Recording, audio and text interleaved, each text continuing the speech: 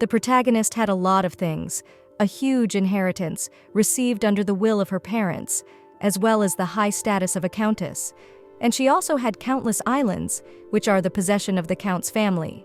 The influence even extended to the adjacent sea territory, but all of that was torn to pieces and lost. Or rather, it was soon to be. The protagonist would regain the title as soon as her brother came of age, and if Lady Arcelle is over 20 years old, it might be worth having a coming-of-age ceremony. Whoever is the first to present the holy Arcelle de Liard to the head of the house and himself can get the Earl's place.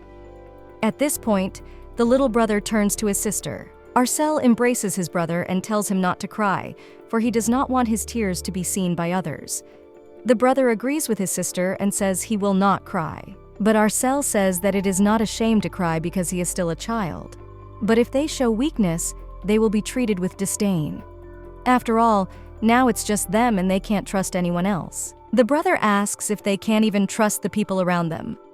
Arcelle replies that these people don't feel sorry for them. After all, they just have their eyes on their parents' inheritance. The boy asks if that means these people are bad. But Arcelle does not understand whether it is worth telling a child who is not even 13 years old about the harsh realities. However, it is better than living in ignorance and being betrayed. The protagonist replies to her brother that she thinks that these people can all be considered enemies. The servants condemn that the family, who just yesterday held a funeral, decided to ride in such a luxurious carriage. They discuss the fact that Miss Liar has no manners. The protagonist holds her brother's hand, and the brother asks his sister where they are going. Arcelle asks if her brother has heard about the Duchy of Janat. The brother asks, "Is it the same duchy that owns the sea?" He asks if they are going to see the sea. Arcelle says they are going to see the sea and the Duke of Janath. As the son of the head of the house that owns the coastal territories, the protagonist's younger brother loves the sea. Arcelle read about it and was transported into the book. She never thought something like this would happen to her. Mikel was born with incredible magical powers, but before he could demonstrate his talents, Count Liar's wife died in an accident, and all the property was literally ripped to shreds and pocketed or relatives, whom the children didn't even know by sight. And then, hearing Mikel's word that he wanted to see the sea, the sister collected the remaining money to go to the coast.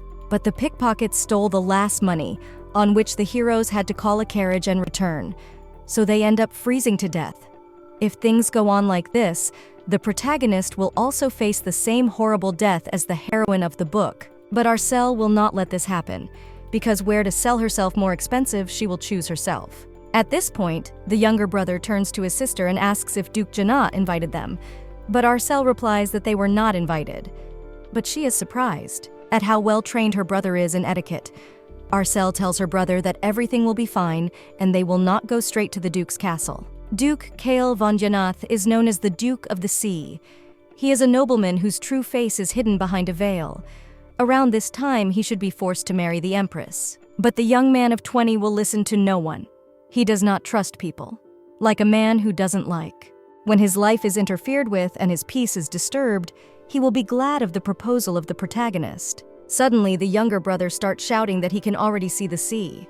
Arcelle realizes that her proposal will help with the Duke's secret. It is December 991st year on the imperial calendar has come a month since the death of Duke Jenna's parents.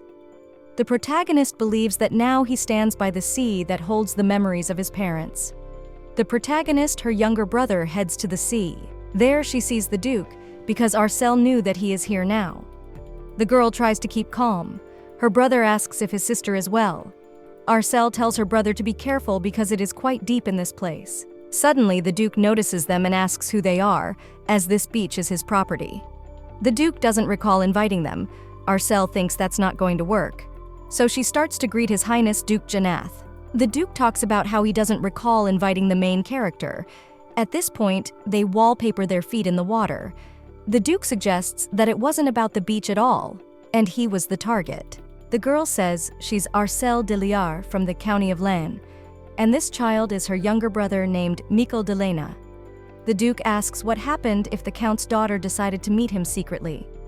Arcelle replies that she came to make a deal. She asks if the Duke of the Sea needs an island nearby that is in the possession of the Duchy of Laine. and she asks if the Duke is interested in marrying out of love. The Duke realizes that if Arcel de Liar is, she has only recently received her inheritance. At this point, they offer their condolences to each other, because the Duke is the man who inherited a month ago, and Arcel is the man who inherited a few days ago, around the time the Duke is inheriting. Jana began to suffer because of the marriage proposals from the maternal relatives who were trying to snatch the Duke of the Sea's place. And those who directly tried to seduce the Duke are foolish people that tried to persuade the young Duke and keep the dominance of the sea in their hands. Arcel says that Geneth is looking for a bride, and His Highness wants to get the bride on favorable terms. And it's not an easy marriage, so it's hard for them to find a potential bride that will understand everything about Geneth and keep his mouth shut. About Jana, and will keep her mouth shut.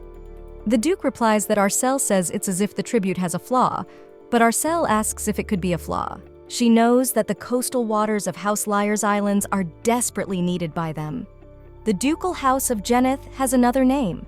It's called the House of Pirates, a family whose illegal income from piracy is more than 10 times the legitimate income. In fact, their main job is piracy. There are even rumors of a ship that is loaded with jewels. However, there have been several instances when the waters that belonged to the Earl's family and were in the center of the Duke's domain blocked their passage, causing serious losses, which protects the eastern seaboard by day, and the pirate that threatens it by night. For him, the domain of House Liar is certainly coveted. But whoever knows the Duke's secret is sure to lose his head. That's why Arcel's here to make a deal. She needs to be cautious. Arcel says that since she has no need for it, she can give him the water area of the County of the Lion. In return, she asks that the Duke marry her. Arcel talks about how she does not love him, and neither does the Duke love her. All the girl needs is a wall that will hide her brother from danger. Arcel says that's only until Mikel graduates from the academy, and only until then will they keep the marriage intact. But even after the divorce, he may not give her back the water area. The Duke knows what's going on in the county. After all, their financial situation is not so bad that they can't get into the academy. The Duke asks why they came to him then. Arcel realizes that they were being looked at with eyes full of greed, but the Duke's gaze is different. Arcel talks about how she needs to protect her precious little brother. She will give Mikel a chance to be reborn as a full wizard, and then he won't die. Arcel talks about how the Duke needs the Sea of House Liar, and she and her brother need a shield that can protect them. She asks if this isn't a perfect bargain. After all, it is a perfect marriage without love, for the Duke and for the protagonist. Of course, Arcel realizes him that her terms aren't good enough to make her the mistress of the ducal household. Arcel thinks about the fact that it does not matter to her whether the Duke becomes her husband or her guardian, but the content of the contract will not change from this. The girl will not violate the terms of the marriage contract. At that moment, the Duke agrees. The protagonist and her younger brother cannot believe what they have just heard. Arcel didn't think the Duke would agree so quickly. The Duke talks about how Arcel came with a very interesting proposal, so he wouldn't think of passing it up. The Duke says that they will have to talk about everything in detail, and then they say goodbye, at which point the Duke goes to his carriage. Arcel turns to his brother and says that they should be leaving by now too. Mikel turns to his sister and says that he is afraid of that man, but Arcel replies that she is afraid of him too, and she came to this man with this conversation not even knowing if he was friend or foe. But now they just have to hold hands and be patient. Arcel asks her brother if they can handle it, but at that moment the girl notices her brother's frightened look.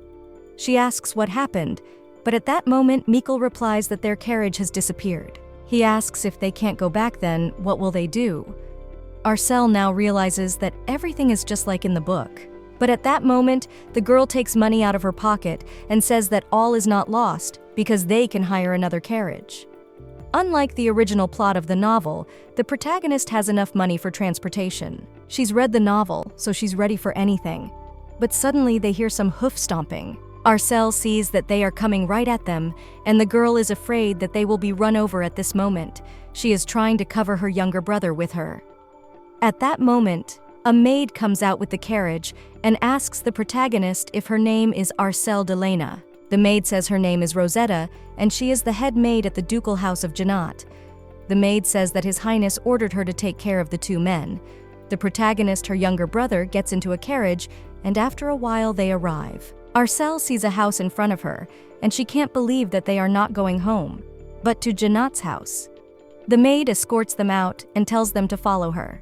After all, they should go straight to the guest room if they are not tired after their journey. At this point, and is greeted by Duke Janath, glad they came so soon. Arcel sees that he is dressed up and looks completely different after the meeting on the beach. Arcel thanks the Duke for sending a carriage for them, although in fact the protagonist thought they would be taken to the land's estate. The Duke replies that they are to be married and asks why they should go to the county manor. Because if word gets out that the protagonist is staying at the Janat mansion before the wedding, it would be bad. But the Duke asks what's the problem if there are rumors. He asks if it's not an honor to be his bride. Plus, he asks if such salacious rumors will change her mind. The Duke asks if the bride-to-be has learned his secret, but is surprised at such a minor remark. The protagonist reads it matter-of-factly, but the reality is different. The Duke asks how the protagonist will react if he says that he commands to chop off all heads who spread such rumors about their blood, washing the deck of the ship. Arcel thinks about how creepy that is. At that moment, the Duke extends his hand and asks if Arcel is not marrying to gain the power of the Janath family, and then use that power to crush those who behaved with their group. He asks what difference does it make if rumors get out. After all, such a thing can't hurt the fiancé of Duke Janat. Before the main character moved into the book, she had an older sister. They lost their parents early, and so instead of studying at the university for the sake of the protagonist, older sister settled down. Her sister threw herself chest to the grenade too early, grew up, and eventually left her early. Arcel wondered if her older sister had felt the same way at her parents' funeral. Then Arcel told her brother that she would protect him. Her brother replied that he would protect her too, from all sorts of enemies. After all, everyone is an enemy to him except his own sister. It's been a week since they stayed at the Janat family's country house. They had a visitor. Arcel saw a luxurious carriage in the window. She could not understand who it belonged to. The local aristocrats have no contact with the Janat family. The brother asks his sister what happened. Arcel replied that he came to visit. They can look together. Arcel couldn't understand what kind of guest. Mikel asks if he is dangerous. The brother asks if he can get rid of this guest. But Arcel is incredibly surprised from what the brother said. After all, he is too young to say such a thing. Arcel replies to his brother that there are many unattainable things and people encountering which can turn out to be a failure. Being too smart is also a problem. But Arcel talks about how her brother is very nice. At the window, the protagonist notices a visitor already there. He doesn't look like a nobleman, but the protagonist couldn't figure out who he was. At that moment, a maid enters the room and addresses Mrs. Arcel de Lena. The maid says that His Highness the Duke is looking for the lady. He has ordered Mistress Mikel de Liar to come with her. Arcel thinks that the Duke has nothing to say to her little brother, unless it's about the academy. After a while, they come to the Duke, and the Duke says that if his fiancé's charming brother is going to enter the academy, it should be at least as good as the Academy of Thamila. Arcel couldn't believe that this is the academy where only the most noble of nobles enter. The protagonist wants to see this academy. Thamila helps even those who don't have talents to develop them. In addition, this academy is known for its training program for mages. It is said that mages graduating from this academy can easily make a name for themselves in the Empire. When the protagonist thinks of her younger brother, she gets too greedy. But Arcel replies to the Duke that it's okay if it's somewhere else. The Duke asks if they don't like this academy. Arcel replies that it's by far the best academy possible. However, considering how much they will have to spend on communications to get Mikel enrolled this semester, as well as tuition, it will be too expensive for the Janat family. The Duke suggests that they don't want to be in debt to the Janat family. Arcel replies that they do. The Duke asks if they haven't heard the rumors. Arcel doesn't understand what rumors they are talking about because there are too many of them. They call the Duke a sea devil, a cruel brigand, and an oriental villain. Moment the Duke is angry and approaches the protagonist, he says that they are obliged to take what he gives them. After all, he doesn't do anything at a loss to himself, and the contract is already in force. He turns to his dear bride. In the end, it is decided that Mikel will enter the Thamila Academy. And it turns out that the director of the Thamila Academy in the name of Janat has come to visit them. He is honored to meet them. Arcel doesn't realize if these events are unraveling too quickly. She replies that her name is Arcel de Liar, and next to her is Mikel de Liar, who is entering their academy. The principal asks that the boy and the girl come through for them. The protagonist thinks that the arrogant director of the academy has shown up. She doesn't understand what ways he used to do it. After all, the guy who is now sitting in front of them looks flawless and elegant. But amidst the raging waves, he's a criminal who slits the throats of his enemies. He who drowns countless of them in the sea. Arcel realizes that she needs to hold on, because if she lets her guard down in front of him, she will be eaten. The headmaster says that he has heard a lot about them from His Highness the Duke, and assumes that Mr. Mikel is going to enroll in their academy. Arcel thinks about how the formality of the principal's communication burdens her. Arcel doesn't understand what he's being told if he's going out of his way to show his friendliness. After all, it usually takes months just to get in touch with this arrogant headmaster. Arcel sees the Dukes, her younger brother, looking at each other. The girl doesn't understand what is even going on. Arcel talks about Mikel entering the Faculty of Magic. Mikel turns to his sister and asks if he will become a magician. The novel describes that Mikel is a genius magician that is born on the continent once every 1,000 years. Or rather, he could be. After all, if the guy becomes a magician, he can find his calling and live a happy life instead of freezing to death. But if Mikel does not like it, the protagonist does not dare to force him. Arcel says that Mikel can choose another faculty if he doesn't want to be a mage. But his brother replies that if his sister said he would become a mage, he will. Arcel is incredibly proud of her brother, as expected of her little brother. The headmaster says that starting this semester, Mikel de Liar is enrolled in the first year of the magic department of the Thamila Academy. At that moment, the principal holds out to the girl the application for admission to the academy, and he says that after signing the document, the boy will immediately go to the academy. The director says that after enrollment in the academy, Mikel will not be able to meet with outsiders except for a certain period of time. And, of course, he won't be able to return to the mansion either. At this point, Mikel turns to his sister and says that in that case, he won't go. Arcel is incredibly surprised at what her brother tells her. The Duke says that a child is a child. He has no idea at all what price his sister paid to enroll him. The Duke calls the boy a stupid little brother. After all, it seems all the girl's efforts have been for naught. Arcel doesn't understand why the Duke says that to her brother. The Duke says that so far Mikel has been piercing him with his gaze, but it turns out it was only the look not of a wild beast, but of an insolent puppy. At this point, the Duke picks up the pen and says it's okay, even if Mikel wants to blow this chance and remain a puppy. He breaks the pen and asks, "Isn't the vast expanse of the ducal lands enough to raise such a surly dog?" Suddenly, Mikel gets angry. He grabs the pen and starts to sign the paper.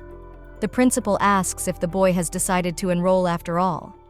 Arcel couldn't believe it was resolved. The principal talks about the only thing left to do is to get the guardian's signature. At this point, the principal apologizes for the indiscreet question, but he asks what the relationship is between His Highness the Duke and the new student. The Duke asks if the principal really wants to know. At this point, the Duke walks up to the protagonist and puts a dash where the girl has already signed. He tells the girl to memorize, and he changes her inscription, Arcel de Liar, to Arcel von Janat. At this point, the Duke talks about Mikel being his wife's brother. After a while, the sister escorts her younger brother to the carriage and says that if Mikel does not want to go, he may not. But Mikel replies that he will go. After all, he is going to get stronger. For his big sister's sake. After all, they are alone among the enemies. Mikel says he'll come back as soon as he's stronger. Arcel realizes that this is the end of it, because since Mikel has gone to the academy, even if she breaks up with the Duke now, he can't hurt her brother. At that moment, the Duke appears and says that it seems that the protagonist's younger brother has safely left. And now it's their turn. Arcel doesn't understand if the Duke is going to the island, and the Duke replies that the girl even knows about him. The island is Janat's true kingdom, the base from which the House of Geneth conducts its pirate activities. The mansion where Duke Cale Geneth is now staying is only for appearances. At this point, Arcel asks if the Duke could delay his trip to the island a bit. Arcel suggests that if she is going to be away for a long time, she should take care of family matters first. After all, the island is not a place where visits from outsiders, so it will be hard for her to deal with her own affairs there, and Arcel says she needs to borrow a Geneth knight for her affairs. The Duke asks if Arcel didn't say she didn't want to stay in debt, but Arcel doesn't think she owes him anything for it. After all, she asks, isn't this going to be an opportunity for House Geneth to see how things are going in the Len family? Currently, all of House Lyre's servants are spies sent by other families. However, one loyal knight will soon join the knight's troop, and until he shows up, Arcel will take advantage of Geneth's power. Although in the novel, the House of Lyre fell before that knight appeared, but this time it will not come to that. Arcel turns to the Duke and says that they should talk about the details at home. At that moment, Duke Geneth's knight named Ella walks in on His Highness. He asks if the Duke is serious about marrying Lady Lyre. The Duke replies that they have already agreed, so the knight must go and help the House of the Liege. The knight kneels before the Duke, asks that the Duke change his mind. Kale says that if the knight is worried about leaking information about maritime affairs, then the knight should stop. The knight asks if it's inevitable if Kale marries. One day they will be strangers to each other and their secrets will come out. But the Duke turns to the knight and says that if Elaha opens his mouth again, he will bury him in the sea. He tells the knight to stop talking like that. And Kale asks if Elaha thinks he's going to lose a battle that's being fought in his territory. He asks why the knight would suddenly start contradicting him. After all, the man who knows his secret has made himself known. After all, Arcel said that she knows that the coastal waters of the islands of the House of Lyre are essential to him, and she's come to make a deal. The Duke realizes that Arcel is indeed aware of all the pirate machinations. If that's the case, she knows everything. She must also know it's best not to get caught. After a while, Arcel enters the office. She turns to the Knight of Elach and asks if he has ever dealt with the affairs of the domain. But the knight replies that he is a simple knight, not a butler. Arcel sees that this guy is the kind of guy who can't lie. She says she knows that there are people who have permission to handle the internal affairs of the Duchy of Genath, and judging by the way His Highness trusts this knight, Elaha must be one of them. Elaha replies that he's been involved in this for some time. Arcel asks if the knight will help her a little. Elaha doesn't understand how the girl knows so much. Arcel says that since she won't be here for a while, will be gone for a while, she wants to settle the affairs of House Lyre so that the restlessness among the servants will die down. So she asks that the knight see if her decisions are wrong. Before her rebirth, the protagonist was a simple schoolgirl. Luckily, she remembers what she was taught by Count Lear and his wife. But no matter how hard Arcel tries, mistakes are inevitable, and these people are just waiting for that to happen. She says special attention should be paid to the public safety of this area. Most likely, the Knights of House Lyre have been bribed by a third party, but it's worth it to act friendly with them. Knight asks if the protagonist means that other families have bribed the knights of her house and are using them for their own purposes. Arcel says that everything is like that because the Knights of the House of Len are no longer Knights of the House of Len, which is why we're going to have to work even harder to control the security of the territory. All the noble families in the area, especially one with bloodlines, have their eyes on the House of Flax. It's like a tidbit of coveted pie to them. But before a piece of cake is on the plate, it must be cut off and only then eaten. You can't give up such a sweet treat and let it rot. Arcel says that's why the bribed knights and servants are now dutifully attending to the affairs of the domain, doing the bidding of the real master. Arcel asks if she can't eat the pie they made herself. The knight asks if this means that the lady really doesn't mind him learning about the inner workings of House Genath. Arcel says that she and His Highness Duke are temporary allies, but Elec is a knight he trusts. And so too, Arcel confides in the hope of cooperation. The knight agrees, and the protagonist thanks him. The knight thinks about the fact that the Duke and the protagonist are both pressuring him, and he can't even object. After a while, the protagonist Duke is sitting in a carriage. Arcel says that she needs to borrow the knight Genet for her business. The knight replies that if he refused because he didn't like the terms they offered. He asks what Arcel would do. Arcel replies that there is nothing that can be done in such a situation, and she would have offered the deal to someone else. But the protagonist didn't like that option. The Duke says that people from the mainland rarely come to the island. Arcel knows this because this place is Geneth's secret territory. The knight replies that it is true that the protagonist is very knowledgeable about Geneth. Then perhaps she also knows that the sea in front of the island is very rough. Arcel replies that she did not know that.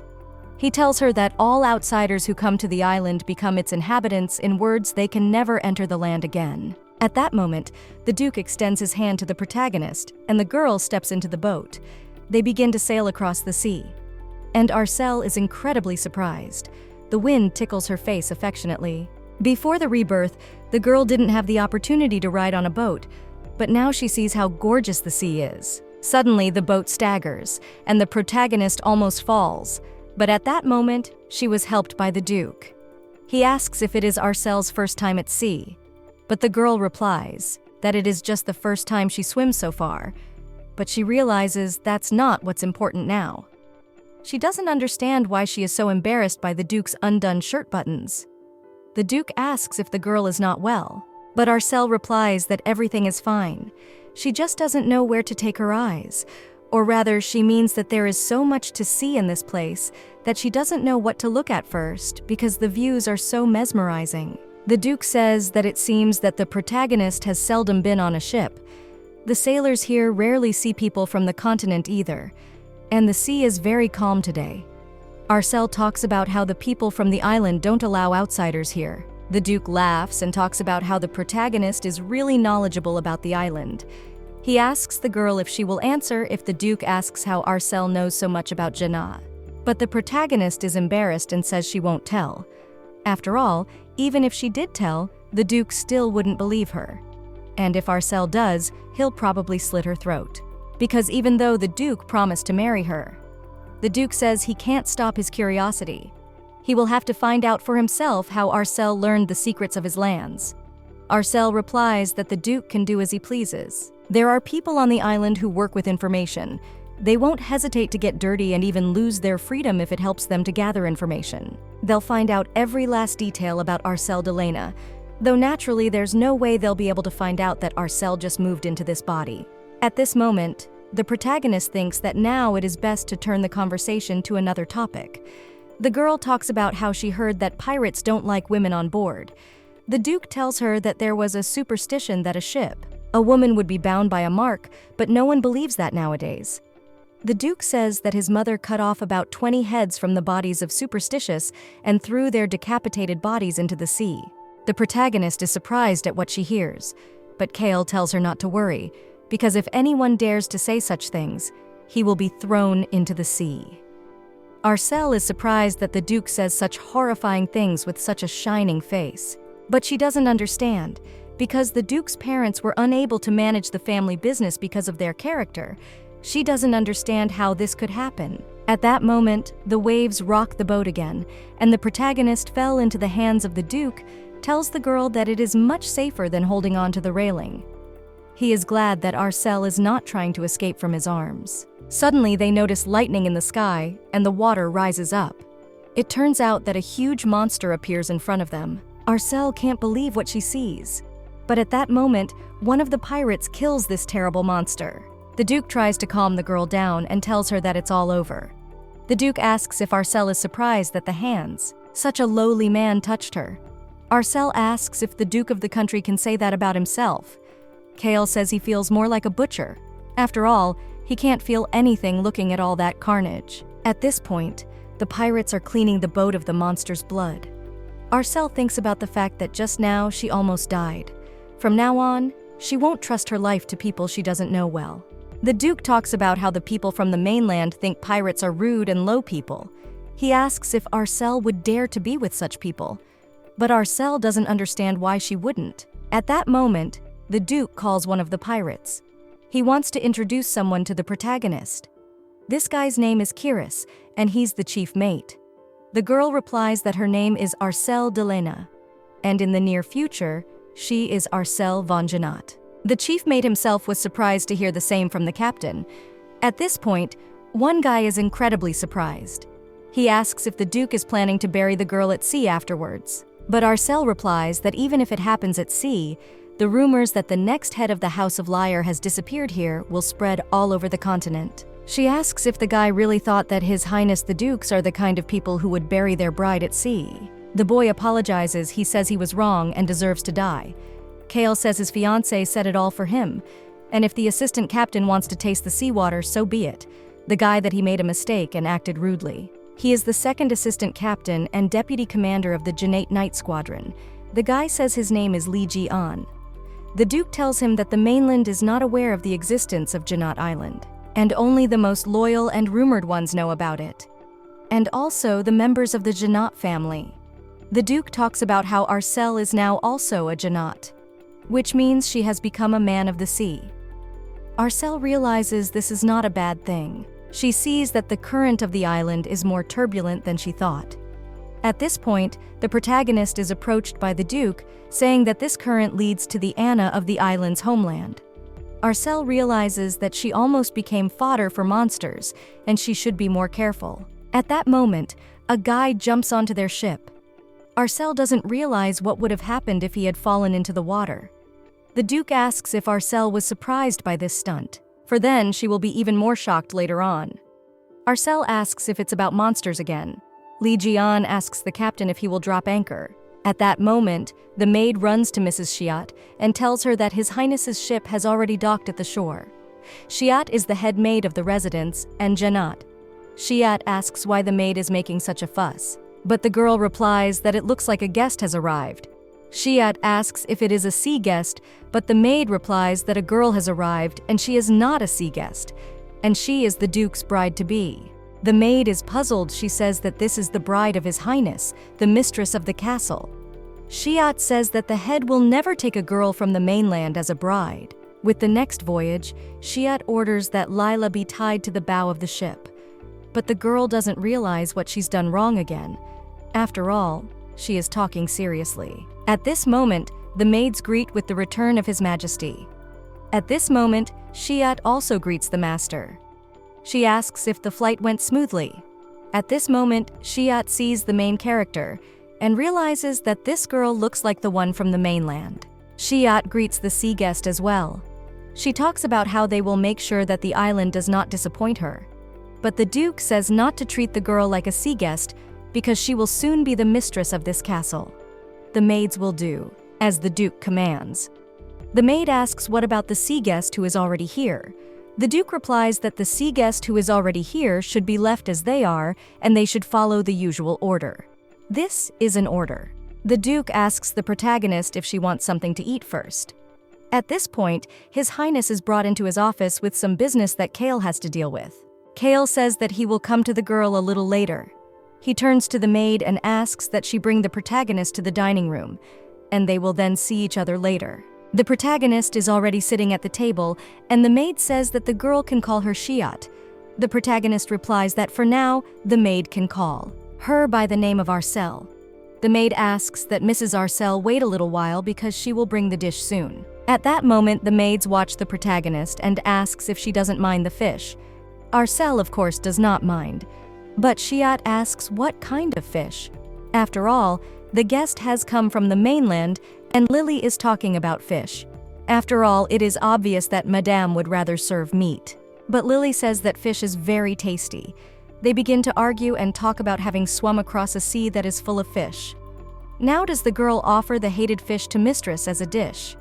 Arcel replies that she likes everything. Shiat says that as he sees Mistress Maid is still unusual to nobleman etiquette, and if the mistress is uncomfortable, she will send them elsewhere. But Arcel replies that it's fine. Arcel sees that this castle's decor or stumps are out of fashion, but it is immediately apparent that the mistress has not been in this place for a long time. After all, for a while she will be running things here as hostess, and it will be a wonderful experience before she becomes a full-fledged mistress of the Len house later. Arcel says she will be on the island for a long time, so she should get used to it. Shiat thought Arcel would be a regular certain aristocrat. Shiat replies that Mistress should not be shy to speak up if something is wrong, and for Mistress to let them know if she needs anything. Arcel replies that then tomorrow she wants to have a little look around the residence. Shiat says he will bring Mistress a map of the residence tomorrow. Arcel thinks that since the captain has been away for a long time, he has a lot of work piled up. If he is busy, then they will see him tomorrow. But come to think of it, the sea guest's meal should be over by now. And that conversation between the Duke and Shiat was very strange.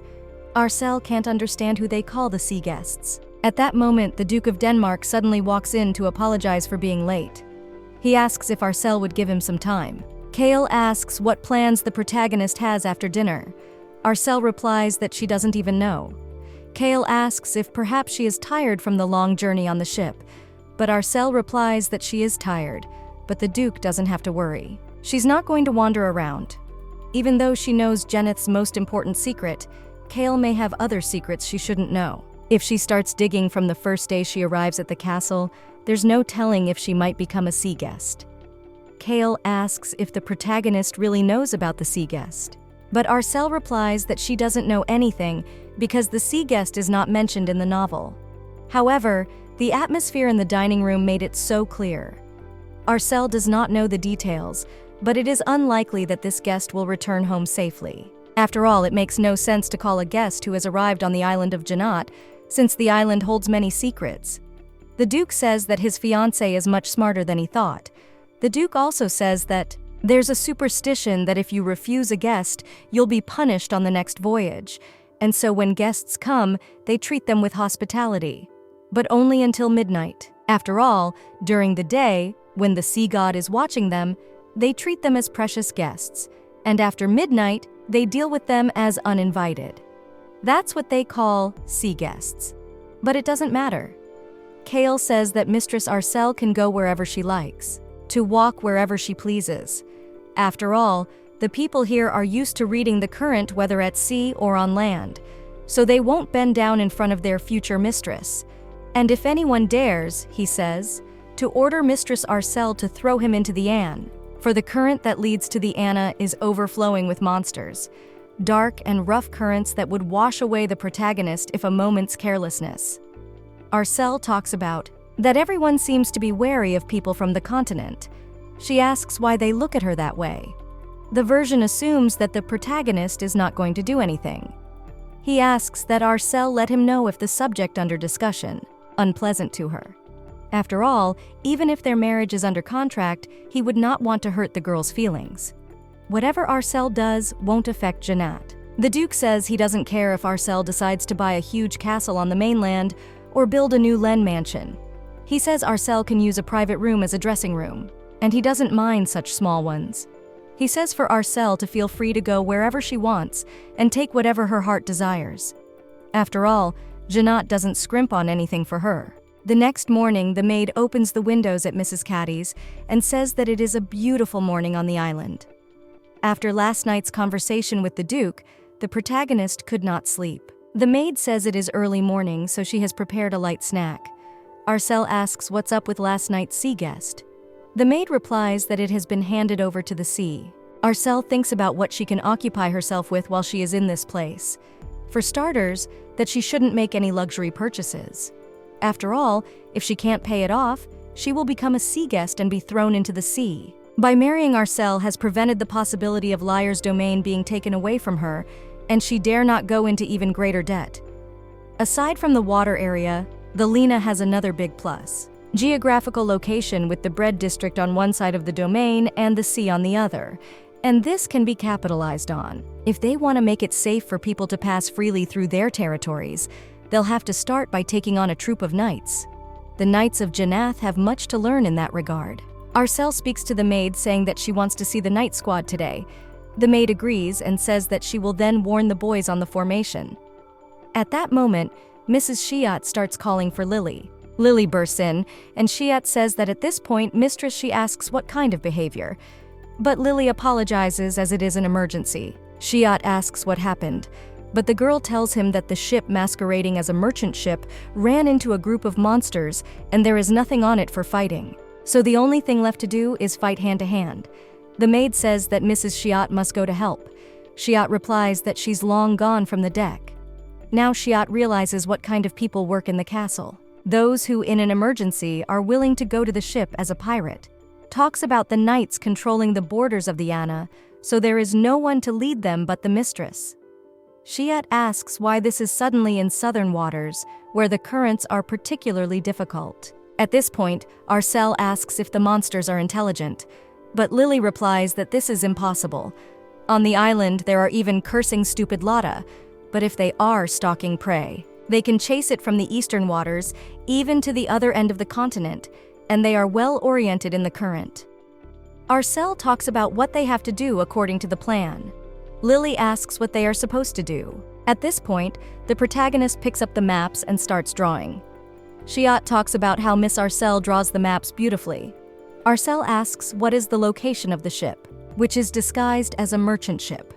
She shows it on the map and says that the currents are going in their own direction, which means that the monsters must be lured elsewhere in the water area of the Len. There are strong westerly winds blowing, so the currents change course.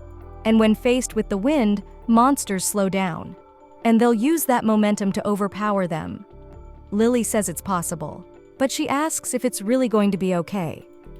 Arcel replies that she can't help but know such things about her own domain, but if they doubt the success of her plan, she will go to that place personally. But Lily says she doesn't need to do that because she's a guest from the mainland and she can't even believe it.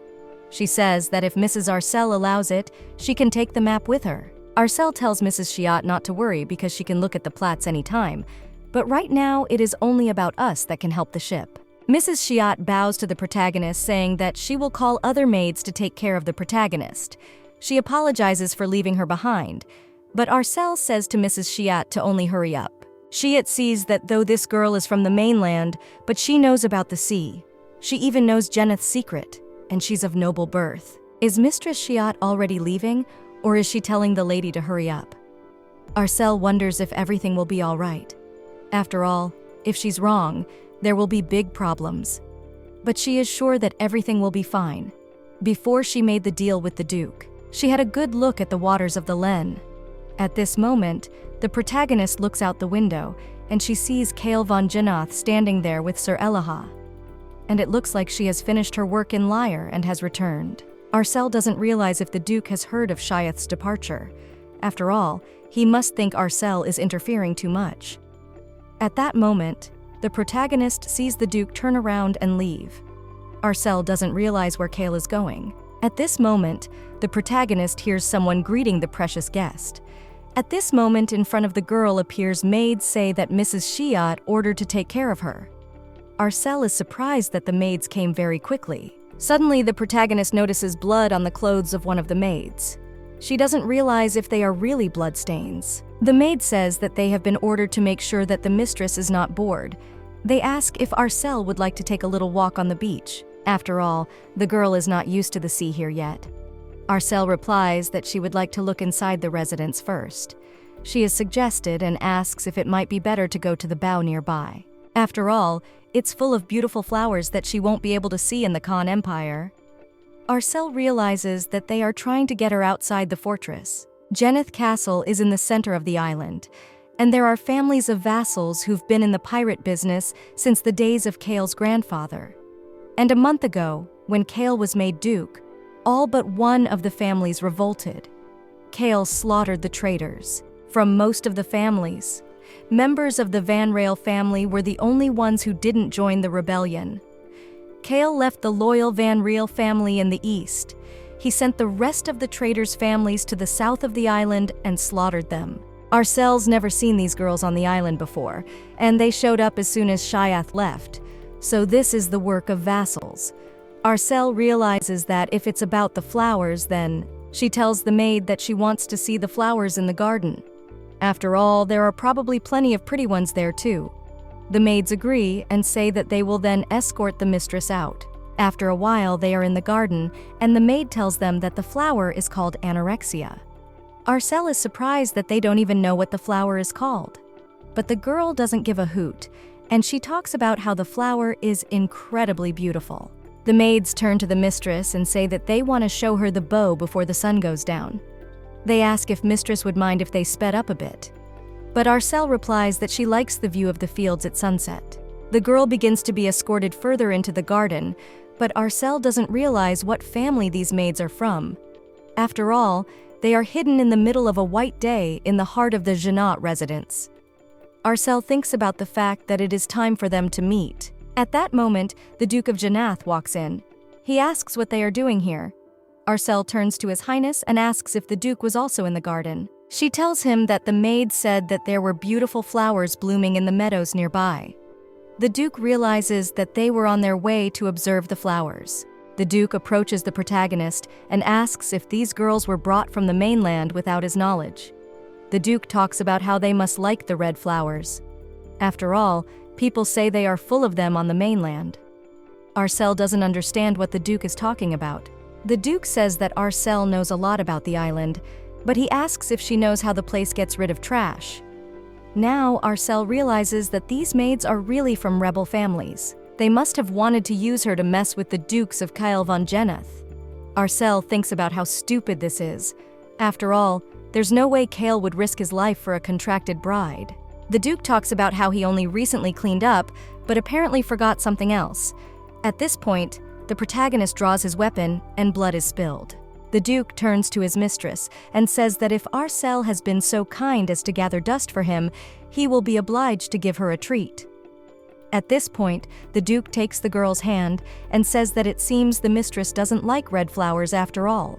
At that moment, the Duke takes a handkerchief and covers the girl's eyes with it.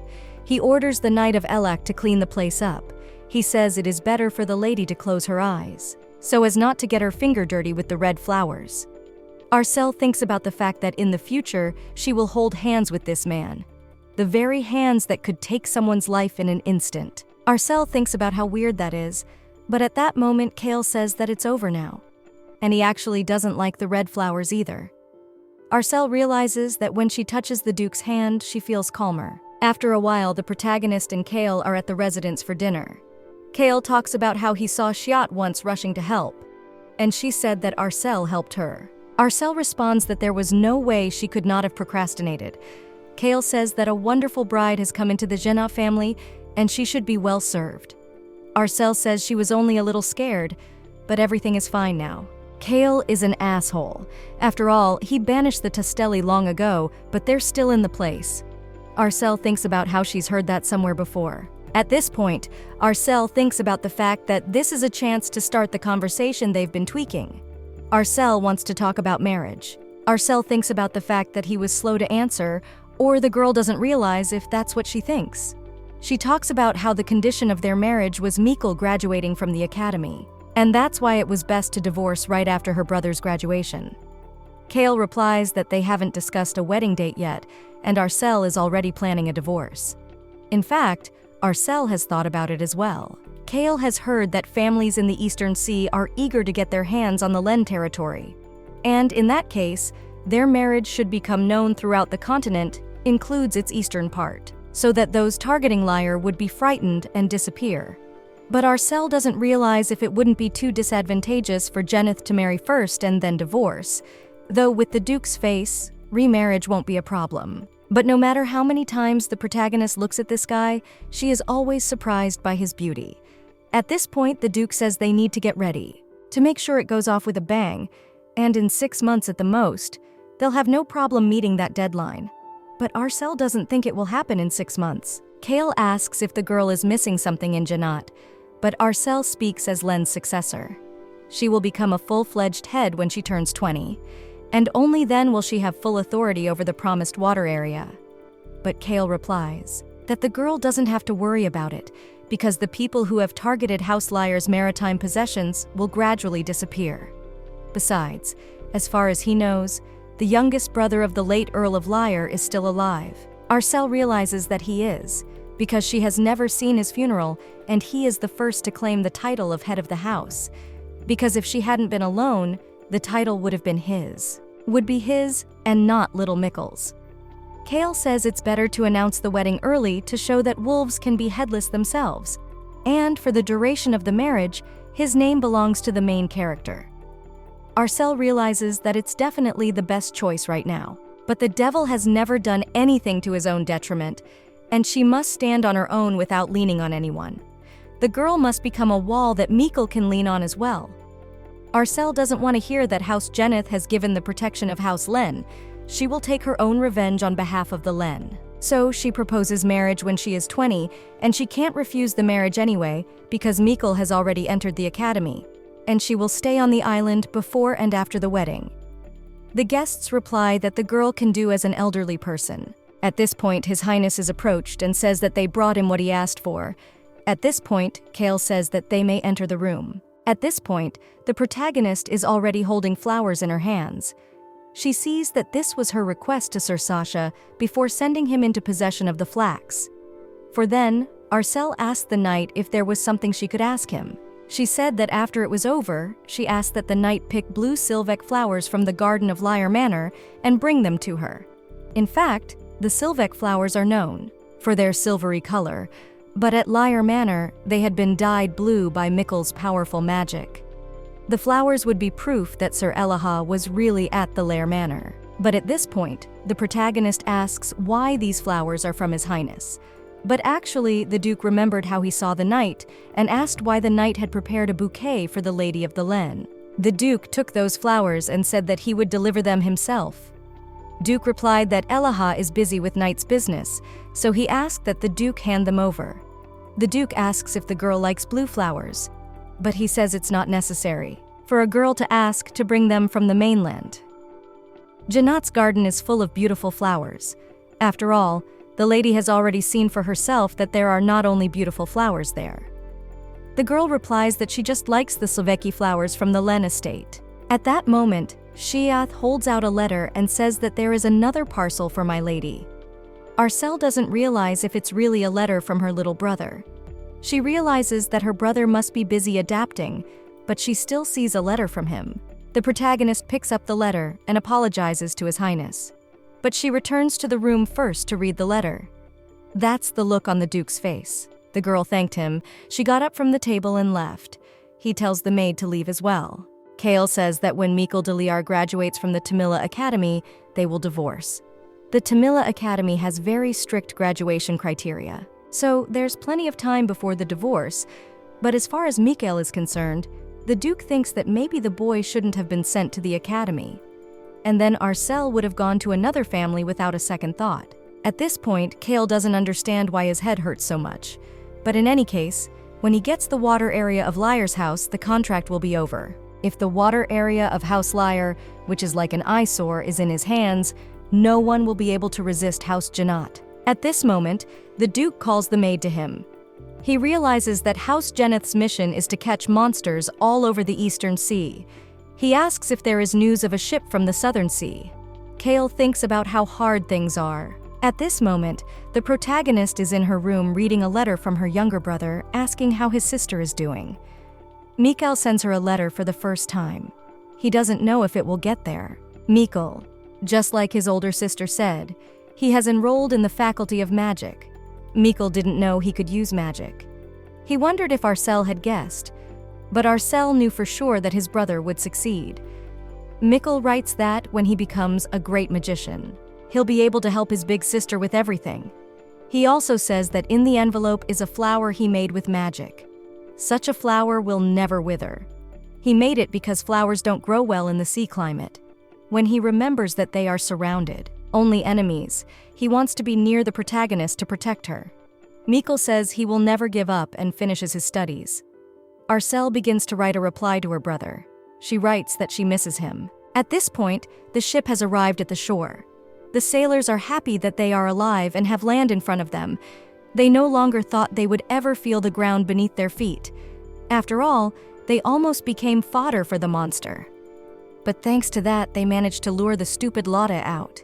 Guy asks if it's really true that the plan was invented by a guest who came to the mansion. Lily replies that it was the mistress who drew the map while she was still lying down. The boys discuss how a man from the mainland knows how to draw nautical charts so well. They thought that having a young lady from the mainland be the mistress was just a fantasy. They thought that Lila had gotten it wrong, as usual. She may be called a mainlander, but she knows the sea well. That's another story. Guys, they'll be able to pirate in the open now. At this time, the villa of Janat's house on the mainland. At this point, a man enters the house. He is greeted by a maid and told that His Highness is away at the moment. If the man is on the same issue as last time, he needs to leave. At this point, the man starts yelling and saying that he is obligated to see His Highness, so they should contact him again. At this time in the academy, Mikel runs into some guy. He hits him with his shoulder. and after a while the guy is holding his letter from his sister. She's happy that Mikel got to the academy safely. She has received his flower, and Arcel herself cannot make such a flower. But among the flowers that have dawned on the island, and Arcel has chosen those which reminded her most of her little brother, and Arcel made a compressed applique of them. She hopes her little brother will like it. Kale thinks about the fact that he can't use such a thing as a bookmark, so he decides to pin it to the wall. Arcel hopes his brother hasn't gotten into a fight with anyone there yet. Mikel reads the letter and talks about how it's like he can hear his big sister's voice. Arcel writes to Mikel to remember that if he gets hurt, he can always come back. After all, the most important thing to her is for Mikel to be happy. Mikel says that even if it's hard for him, he won't leave. It bothers him that he had to leave his big sister alone with that man.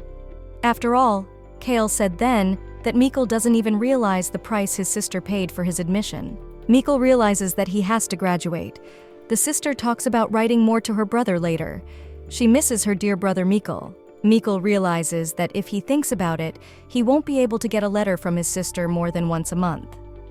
At this point, Mikel sees that her sister writes that she will get married after she turns 20. She asks when Mikel will be able to come. At this point, the Duke and the protagonist are sitting at a table eating. A maid comes to the Duke and tells him that the Marquis's eldest son keeps saying over and over that he wants to buy more. He says he wants more and is willing to double or even triple the amount. Arcel thinks about what they are discussing about spice alay. Spice alay is the first-class commodity, which around this time several times increased the official Duke of Janath's income.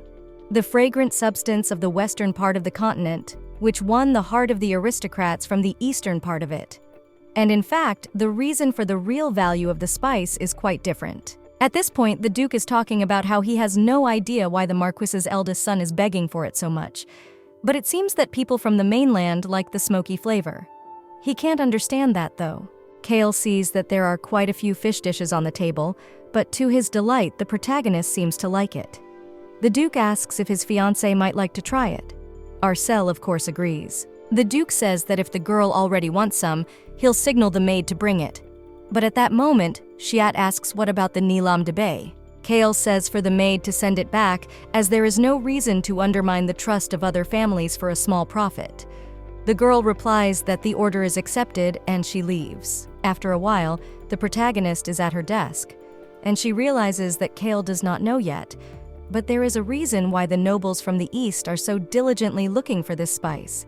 This fragrant substance contains magical power. The magical power attracts many people because they literally go crazy for this spice. Eventually, there were some people who monopolized the flavoring by charging several times the price. They were the mages from the Tower of Mages in the center of the continent. In the center of the continent. Although the connection between the magic power and the spice has not been discovered yet, but in the future, this connection will be discovered by chance by her uncle, and the one will get thanks to it a huge profit. Only when Arcel remembers that the Viscount par with the House of Lyre in the novella, then she cannot turn a blind eye to it. To begin with, she simply decides to break the deal with him. At this point, Lily's maid appears and asks if the protagonist needs to be escorted. Arcel realizes that if she tells about the Ali, it will be of great benefit to Janat. But the fact that she knows so much too much about the island seems strange, so she'd better not make herself even more suspicious. Arcel asks that the maid bring her some potion if it's stored in Janat, and also the protagonist asks for some more paper. For a letter. Lily replies that it's some sort of charcoal powder. She asks why Mrs. Arcel needs it. The girl replies that she has never seen it, and neither has Mikel, so she wants to send him some. The maid says that she will tell her to bring the mistress a bottle, for her brother's sake. Arcel realizes that the islanders hate the LA. She doesn't realize what the current price of the substance is. Enough for a family of commoners to last a few years. Arcel realizes it's very expensive. Nevertheless, it's not much for the Ganat family. Since Mikel is a magician, he will definitely realize what it is. And after the Alai becomes a luxury, she will talk to Kale again to increase Janath's profit. Even though Dane's main occupation is piracy, Kale will never give up the lucrative business. And then Arcel will offer him another deal. A deal that will help both Janath and the Len. Pirate Janath doesn't know what makes the ally so valuable. But it's not that Kale doesn't know, he just rejects what he doesn't like, though magical power is the source of life. Arcel suggests that maybe the islanders don't hate the spice because of the smell. She speculates that maybe their hatred of the Alea could be due to the magical power that is contained within it. At that moment, Shiat walks in on the Duke. The Duke asks what's wrong. Yule replies that it's nothing much, but it is about his fiancée. Shiat says that His Highness's fiancée seems to be interested in mages. Kale suggests that the girl is interested because she's from the mainland. According to the investigation, there were no mages in Lyre's house, so she may be wondering about them. But the timing isn't quite right. Kale doesn't understand why Arcel is interested in mages on an island where there are none. But Kale remembers that there was a mage in the girl's entourage.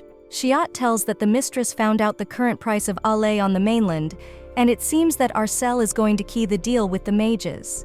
In addition, Kale sent a letter to her younger brother enclosing some of that spice. Kale realizes that Arcel is interested in Ale. Also, the girl is interested in mages, and sends Ale to her younger brother who is learning magic. Kale doesn't realize if mages and spice are somehow related, but what worries him most of all is whether the servant girl reads the letters, his fiancé's letters. The maid replies that she does. Kale replies that the maid should not do so from now on. Shiat asks why she shouldn't do it. Kale replies because Arcel might take offense. Kale realizes that information about the island might leak out because of this, but he just lets such a dangerous situation go, only for the reason that it might offend the girl. The Duke turns to the maid and asks if Shiat remembers what happened in the garden recently. And the mainland behind him, Arcel came from there and will return there. Kale doesn't understand why he did it then. It was definitely ineffective. He should have found out who was behind the maids, not cut their heads off. But he was too angry. The way the maids tried to dodge the sword they are clearly from the Tastelli family. Duke should have grabbed their own time and used it as evidence against the Tastelli family. But he doesn't understand why he did such a rash thing. But when he sees those eyes of her golden like sunlight hair, when Arcel looks at him with her soft smile on her small round face, Kale thinks that the girl is incredibly cute. But at that moment, Kale slams his hand on the table with all anger. Shiat asks if something has happened, but the Duke can't figure out what he's even thinking right now. At that moment, the main character comes to the Duke. Arcel asks if she has disturbed the Duke. The girl has a proposal. She wants to organize a reception with the presence of merchants in the Sea of Jannat. Kale asks if Arcel is really talking about mages. Arcel doesn't understand how the Duke knows. Arcel wanted to invite them over and talk to them. Kale doesn't understand if it's such a gathering because of the spice. He says that Arcel has suddenly become interested in mages. As far as the protagonist knows, the organization of the reception of the rights of the mistress of the house, Kale replies that it is all the same. At this point, Arcel asks if they can go together. Kale is incredibly surprised that the protagonist is suggesting that they go together, but Arcel says that if Kale is busy, the chaperone might be someone from the Jannat family whom he trusts. Kale thinks about what his expression might be. Face right now suggests that he can't go anywhere. Of course, he's not interested in a banquet with mages present, but he replies that he'll go with the protagonist. After all, he sees no point in refusing. The maid thinks about how much of a headache she has on her hands right now. Say it's all right, they can go with the Duke together. She just thought the Duke didn't like her. The Duke says he doesn't. But he can't leave his bride alone on a ship crawling with these dubious characters. Besides, this is the first banquet at which the protagonist will be introduced as the future mistress of the House of Jannat. Arcel laughs and asks if the Duke is paying attention to those around her because of their wedding. Kale replies that that is exactly why it is so. He asks nothing. If they continue the conversation in the afternoon. After all, unfortunately, as the master of this island, he has a lot of things to deal with first. After a while, the protagonist is at her desk and she is reading books. The girl thinks about the fact that the reception will begin in a few days, and she needs to get in touch with the magicians. The list of invitees is already ready, and the girl also needs time to deliver as many spices as possible. Mages don't like shiny things, so she's talking about minimizing the glittery decorations on the ship, provided, of course, that it doesn't become a problem in an emergency. Also, the protagonist says to remember to place the guards in places where they won't be conspicuous. At this point, Shia thinks that it's amazing that Arcel is a young lady who hasn't even made her debut and handles herself as if she's been to a lot of parties. Arcel says she needs a proper outfit, so she'd like to familiarize herself with the fashions of Eastern social circles. At the reception, she will be introduced as the wife of Duke Janat, so the protagonist must look appropriate. The maid replies that regarding the outfit, the captain first wanted to see the lady in person. At this time, the protagonist is heading to the Duke's carriage. Arcel thinks about the fact that in the book, it was definitely written that there are no carriages on the island. At this point, the protagonist turns to the Duke and talks about how she thought there were no carriages on the island, but the Duke replies that there were no carriages until now.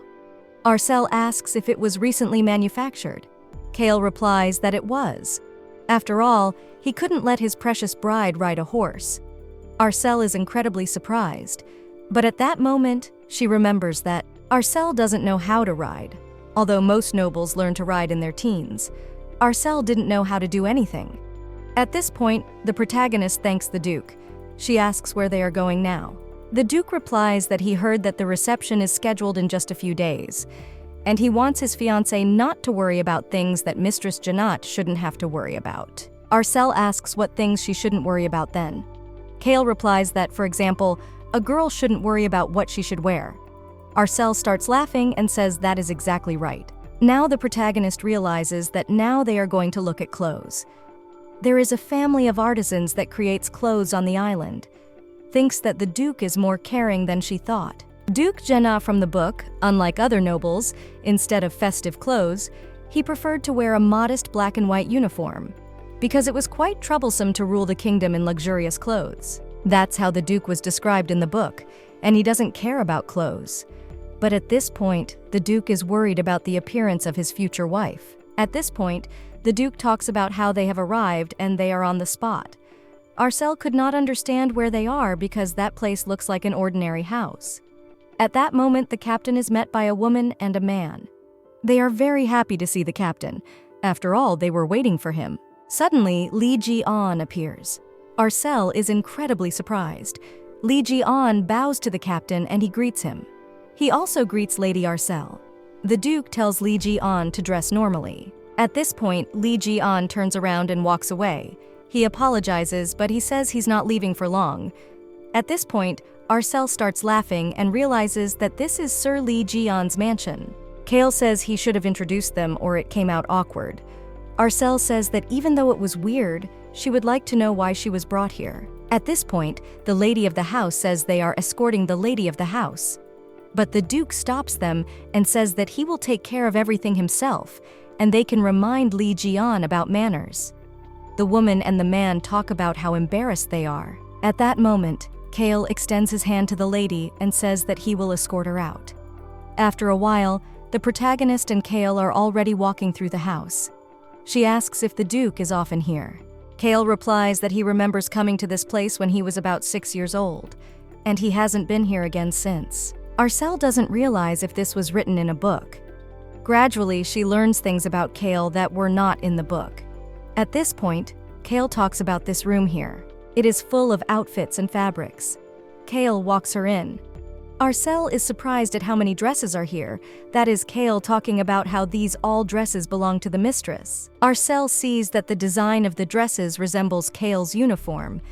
Kale says that if Mistress Arcel wears one of these dresses, anyone who sees her will know that she is his wife. Kale gets very close to the lady and says that if she is seen wearing this dress and not shown respect, she may be reminded that she is the wife of Duke Janath, and at least in the Eastern Sea, she is no lower than the Emperor.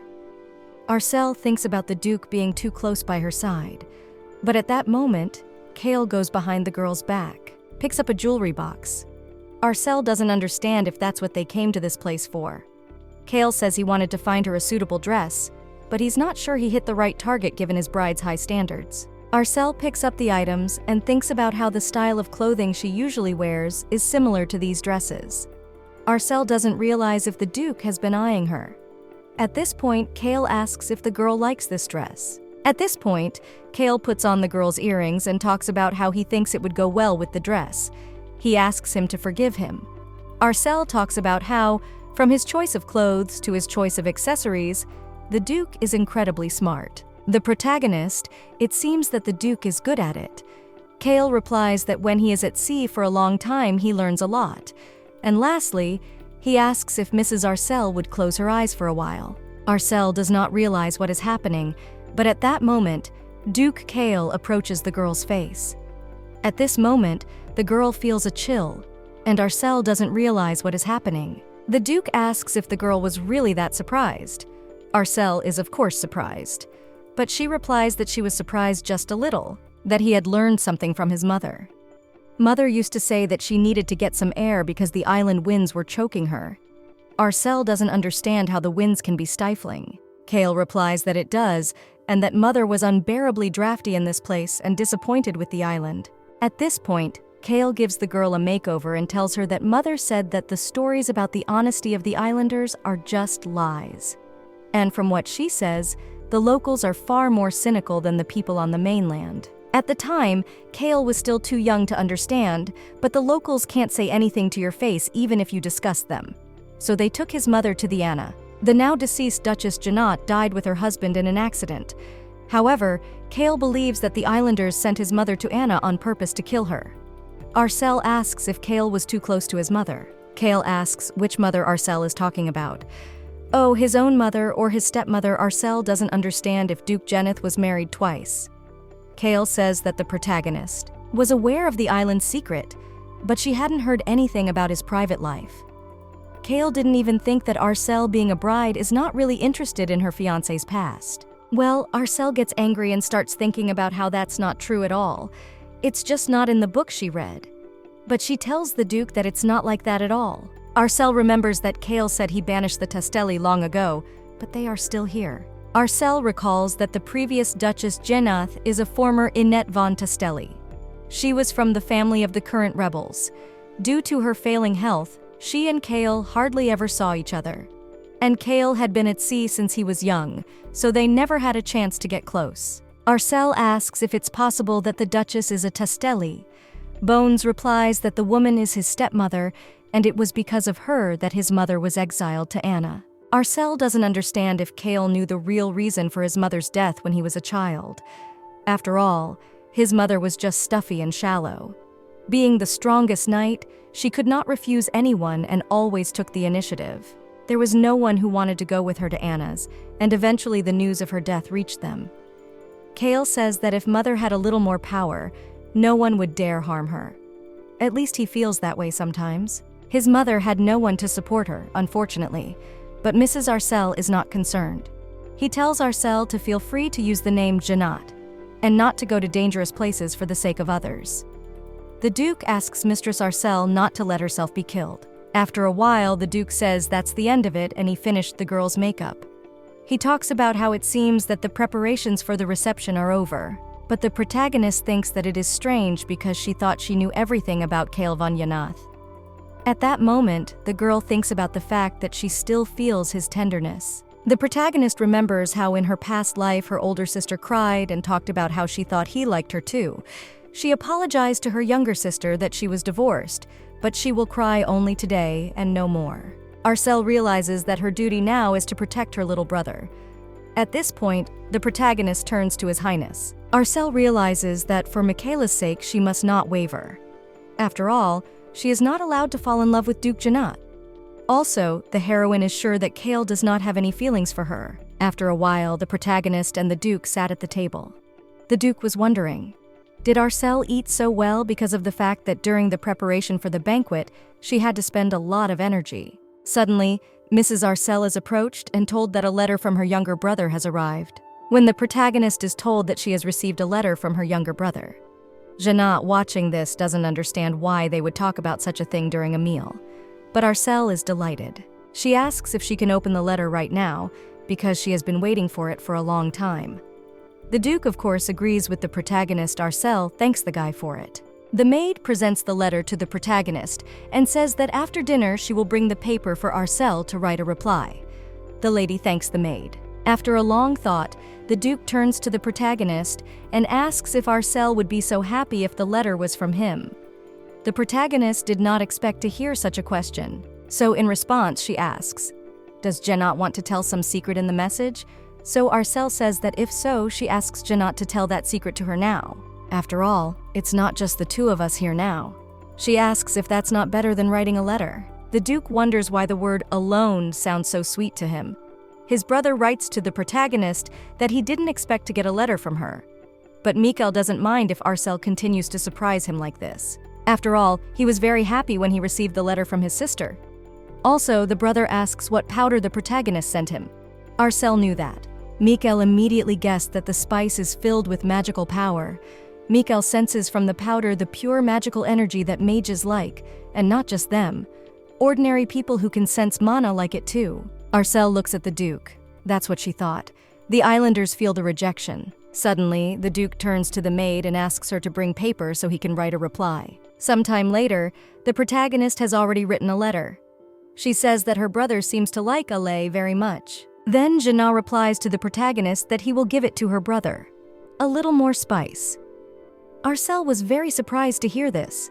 She asks what the Duke just said, but Janat replies that if his brother-in-law likes Ale, he will send him a bottle when it goes on sale. The girl is grateful for what the Duke is willing to do. But really, Arcel doesn't understand. Why would Janat care so much about his future wife's younger brother? Something tells the protagonist that these two don't really like each other. But this is a great chance to improve their relationship. Lyre and Janat's possessions are close to each other, so even after their conversation they will meet often. But in this case, the protagonist better not get into even more debt. So she asks Duke Janat how she can pay for the ale that the Duke will send to her brother. It's a very large sum for Lyre, but for the Janat family, it's a pittance. The Duke agrees with the protagonist's words. Arcel doesn't know what to do. It's not that she doesn't have enough money, but she has to think of something. So she says that if Duke Janat allows it, she will give first the first part of the sum, and then later the other part. But suddenly Janat replies that there is no need for that. Janat rises abruptly from her chair and leans over the table across from where the protagonist is sitting. Duke Janat tells them to leave. Also that her money is of no use to Janat's family. The protagonist looks fearfully at the Duke, but the guy replies that if the girl is so eager to pay, she can do it otherwise. He asks that the protagonist stay a little closer to him. Arcel doesn't understand what the Duke is talking about. But Janat can't understand what he just did either. The girl decides that she needs to change the meaning of the question Janat asked, so she asks in return. Is it because of the upcoming reception? She's not sure of her acting skills, but she'll do it right so Duke Janat doesn't have to worry. Janat is angry because Arcel doesn't get the hint. The Duke gets close to the protagonist and asks if he can do whatever he wants on the ship.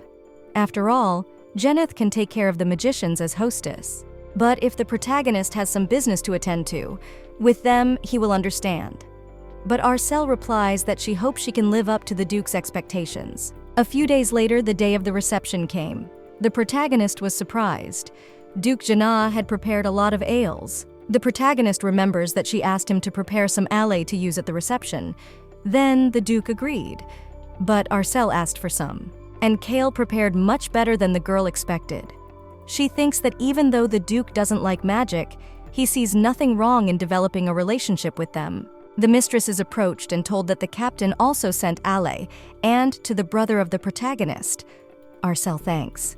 After all, she knows her brother will like it. After a while, Arcel looks at what is happening on the ship. She already knows that Ale's spice is ready, and the preparations for the reception are over too. But suddenly, Kale approaches the protagonist and asks if she likes the spices he has prepared. Arcel notices that Duke Janeth is approaching her, and she thanks him. But she doesn't understand why Kale prepared so many spices. But the Duke replies that the protagonist should think of it as a gift from Janeth. She agrees with the Duke and then asks Kale to take care of her this evening. But suddenly Kale tells the protagonist that tonight they resemble a married cheetah. In everything but one way. The protagonist doesn't understand what Kale is talking about, but the Duke asks that Arcel call him by his first name instead of His Highness. Kale says that tonight's reception is the first time he'll introduce the protagonist officially. He asks, Does Arcel really think she'll continue to call him His Highness? Although they haven't announced their marriage, they haven't hidden it. In social circles, people have an eye for the nemesis. The magicians they'll be facing tonight like to gossip, so they can't be awkward around each other. But as Arcel read the novel, she thought about how beautiful the Duke's name is and how strange it is to say. The Duke tells the protagonist that the two that are about to get married, they should be embarrassed to call each other by their first names. The girl agrees with the guys call him by his first name. But for the protagonist, it's very embarrassing. She doesn't understand how others can do it. And for the Duke, it's like a trifle. Kale holds out his hand to the protagonist and tells her that it's time for them to go. Arcel tells the Duke that the mages will board a ship in the harbor. Kale replies that he has seen the report. The girl now wonders if Kale will listen to her request. Kale replies that the protagonist can tell him that. Arcel replies that during the reception, she asks that Kale not say anything. Kale is surprised at what he hears. He doesn't understand. With such a sweet voice, Arcel tells him to keep quiet all the time. So the Duke wonders what the reason is. But the girl replies that simply the Duke makes too terrible an impression to be comfortable making a deal with him. Kale doesn't understand what the protagonist is talking about. After all, she made a deal with him somehow. He asks, "Does it look intimidating?" Arcel is confused. She doesn't know the right way to say this to the Duke. She really thinks the Duke looks terrifying. When Arcel first arrived in the lands of Janath, she saw a scene that was impossible to ignore. All the people were in black. They were all in mourning clothes. And these were the people of the 7 that Kale had purged. The Duke approaches the protagonist asking, "Is she afraid of him too?" Arcel replies that she is. Kale wants his dear bride to answer to this scary man. Arcel doesn't understand what she has to say. But Kale wants Arcel to answer the scary man clearly, looking him in the face. He asks why the girl is so afraid of him. Arcel doesn't understand. Is the Duke really so upset that she said she is afraid of him? It seems that is not what he wanted to hear from the girl. Arcel replies that Kale is the master of this sea, and at his whim, or at his command, the girl could be killed. The Duke asks in surprise about the contract, but Arcel replies that it could be done, even with a contract. She says that if Kale wants to kill her and declare war on Lyre, she has no choice, and if Arcel dies, it will all be over. Kale asks in surprise if that means Arcel can't trust him. Arcel replies that the Duke is a trustworthy business partner, and if what she said doesn't happen, but she doesn't understand. What if one day lightning strikes the mansion and destroys it? The protagonist doesn't like it. She draws the line with words about a business partner, but it's Kale who pushes her away. She doesn't realize didn't Kale himself give her permission to do whatever she wants on the ship? But the Duke wants to cross the line that Arcel drew and kiss the girl. But the protagonist turns to the guy and asks what he's thinking, because it seems that while they're not talking, the magicians have reached the harbor and will soon be at this place. Kale doesn't understand. What was he thinking? Media. The head of the second department of the Mage Tower approaches the protagonist. The protagonist rejoices and welcomes the guest. The girl says her name is Arcel de Liar, and next to her is Kale von Janath. The protagonist notices the Duke's gaze, and she realizes that it's a look that could kill. The girl also tells her that Kale is her future husband. The Magi are incredibly surprised to hear this. They didn't realize what just happened. Arcel announces that the ship is leaving soon, so the Magi are getting ready to leave. They want to leave as quickly as possible. Also, Rosetta approaches the main character, Willa Janath's head maid. She says that a cabin is prepared where the mistress can rest. The protagonist is surprised. She thinks Rosetta and Chiata are very similar. She doesn't understand. The two maids are twins, so Rosetta says one of them will have to leave. The protagonist is surprised. She asks why that is. But Rosetta replies that as far as they know on the mainland and in this place, Gemini is considered a stupid sign. The protagonist is surprised. She doesn't understand. Is it really so? As an immigrant from another world, Arcel doesn't understand it. One of the maids starts to run away. Arcel is surprised. But Rosetta replies that Chiata isn't leaving for good. After all, the maid's previous master hated the twins. So apparently she is shocked at the words of the protagonist. Arcel doesn't think Gemini. It's something strange. She doesn't believe in such superstitions, Arcel asks. Does it really work out that she needs to chop off and throw about 20 heads into the sea to get people to stop believing this nonsense? The Duke and the maid are very surprised to hear this. So she replies that enough is enough and simply said in the mistress. No one dares to question the words of the future mistress. In that case, Arcel tells the maids to socialize with each other during the reception. Rosetta is surprised. She asks what the protagonist is talking about, but Arcel replies that the sisters have probably been apart for a long time. One is a maid at the mainland mansion of the Janat family, and the other is a maid on the island. There's not much chance of them meeting, and the protagonist assumes that the reason for their separation is superstition. But the girl doesn't think it's Kale's doing. Now Arcel wants to find out after the banquet who separated the sisters, and invite Rosetta to the castle. Media is watching what's going on, and she's very surprised. The girl doesn't understand what's going on. After all, she came to this place out of curiosity, because when she received the invitation, she thought it was some kind of evil joke. The same thoughts were in the heads of the first and third department. After all, people didn't understand if what happened in the Janate house 50 years ago had been forgotten. One of the previous dukes was known for drinking mages, and the current Duke of Janath can't stand mages. Medea doesn't understand? How can such a person give a friendly reception? Suddenly, the protagonist and the dukes come up to Medea and ask if she's having a good time. Medea replies that she's fine, but it's unusual for her to be at a reception in the middle of the sea. Arcel replies that she is very happy about it. At this point, the protagonist picks up a powder and drops it on her food. The magician Medea asks what it is. Arcel replies that it is a spice.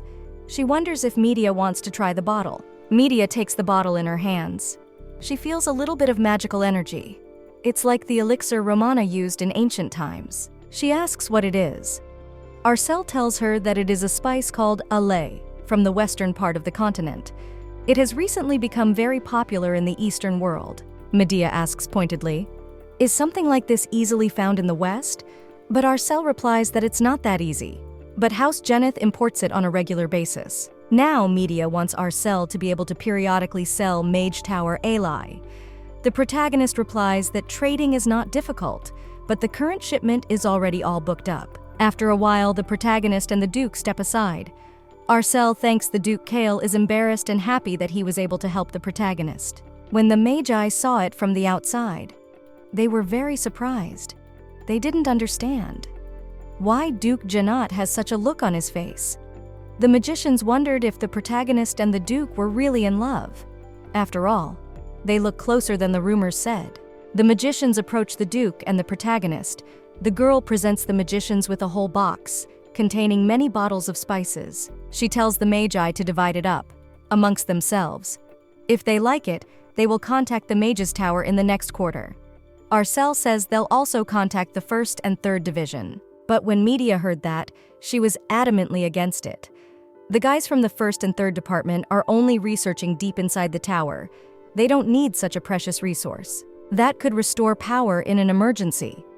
The second department, which is in charge of practical magic, needs it. That's why Medea says that Section 2 will buy it all back. Medea hands over the means to contact her. She asks that the protagonist contact her in the next quarter. Arcel sees that the mages really like alay, so she will definitely answer them.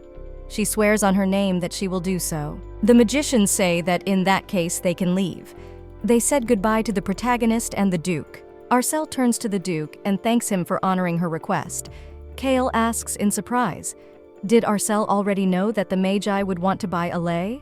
The protagonist didn't expect Kale to say that.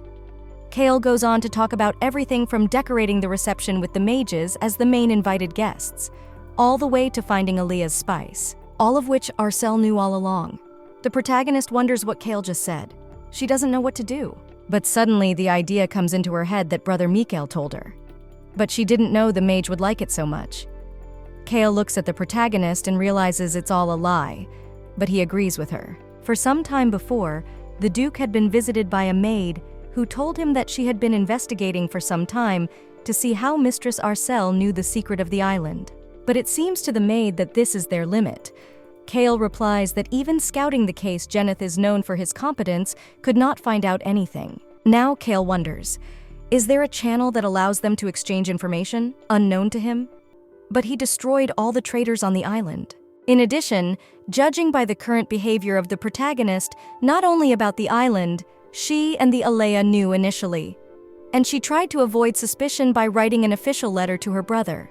It's all an elaborate lie. A man in possession of such information is dangerous.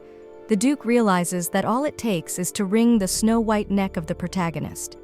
Suddenly, Arcel turns to the Duke and says that they should go back because the sea wind is very cold. Arcel knew it was a big deal, but she doesn't understand.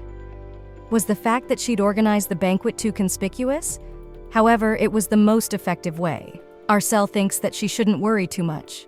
Right now, she should concentrate on the sale of the Ale and what comes after. The protagonist walks over to the table and notices a calendar.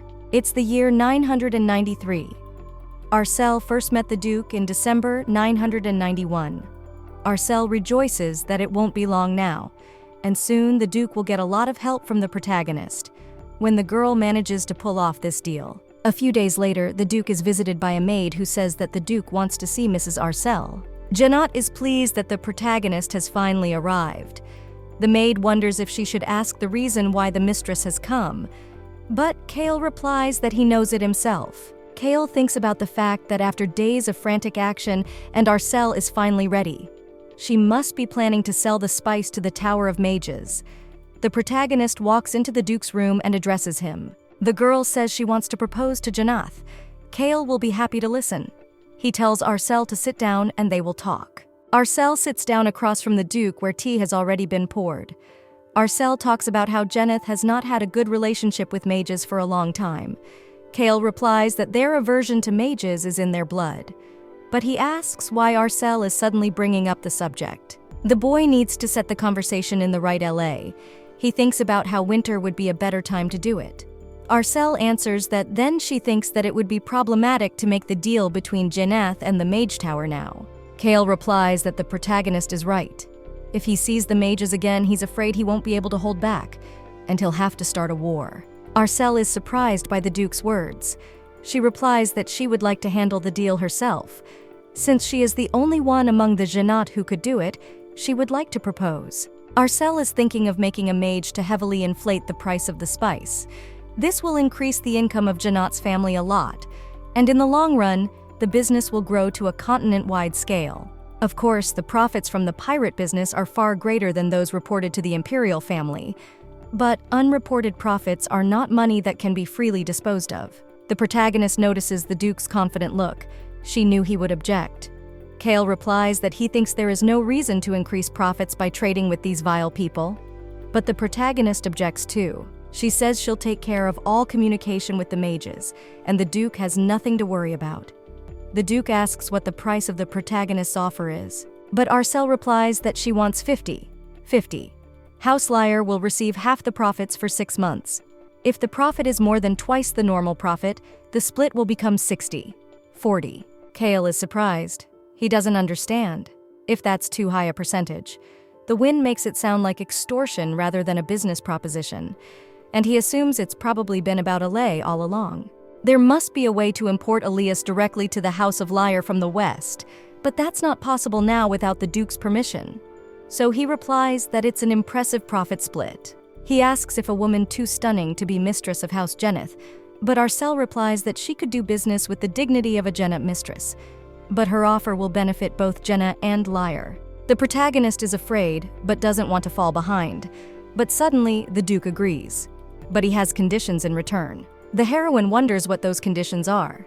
The Duke replies that during the conclusion of all deals, Spice Alea, they will be constantly near. The protagonist is surprised that the Duke wants this, but she agrees. When Arcel will use the means of communication received from the mages, can reveal the secrets of the island's existence to the outside world. And Kale must be upfront. To remove anything that might pose a danger is Kale's answer when asked for a reason. But he doesn't understand why he can't stop looking at the protagonist. Here he can't give an answer. Arcel answers that in the next quarter they have to deliver a lay. Kale gives the girl a contract. The protagonist puts her seal on it. She asks that Kale put his seal on it as well. Kale is surprised. After all, the actions of the protagonist are really impossible to predict. Suddenly, the protagonist remembers and asks if she can offer the Duke something else. The Duke is surprised. He doesn't realize what other extortionate deal the protagonist wants to offer him. Arcel asks if she can invite Rosetta's maid to the castle.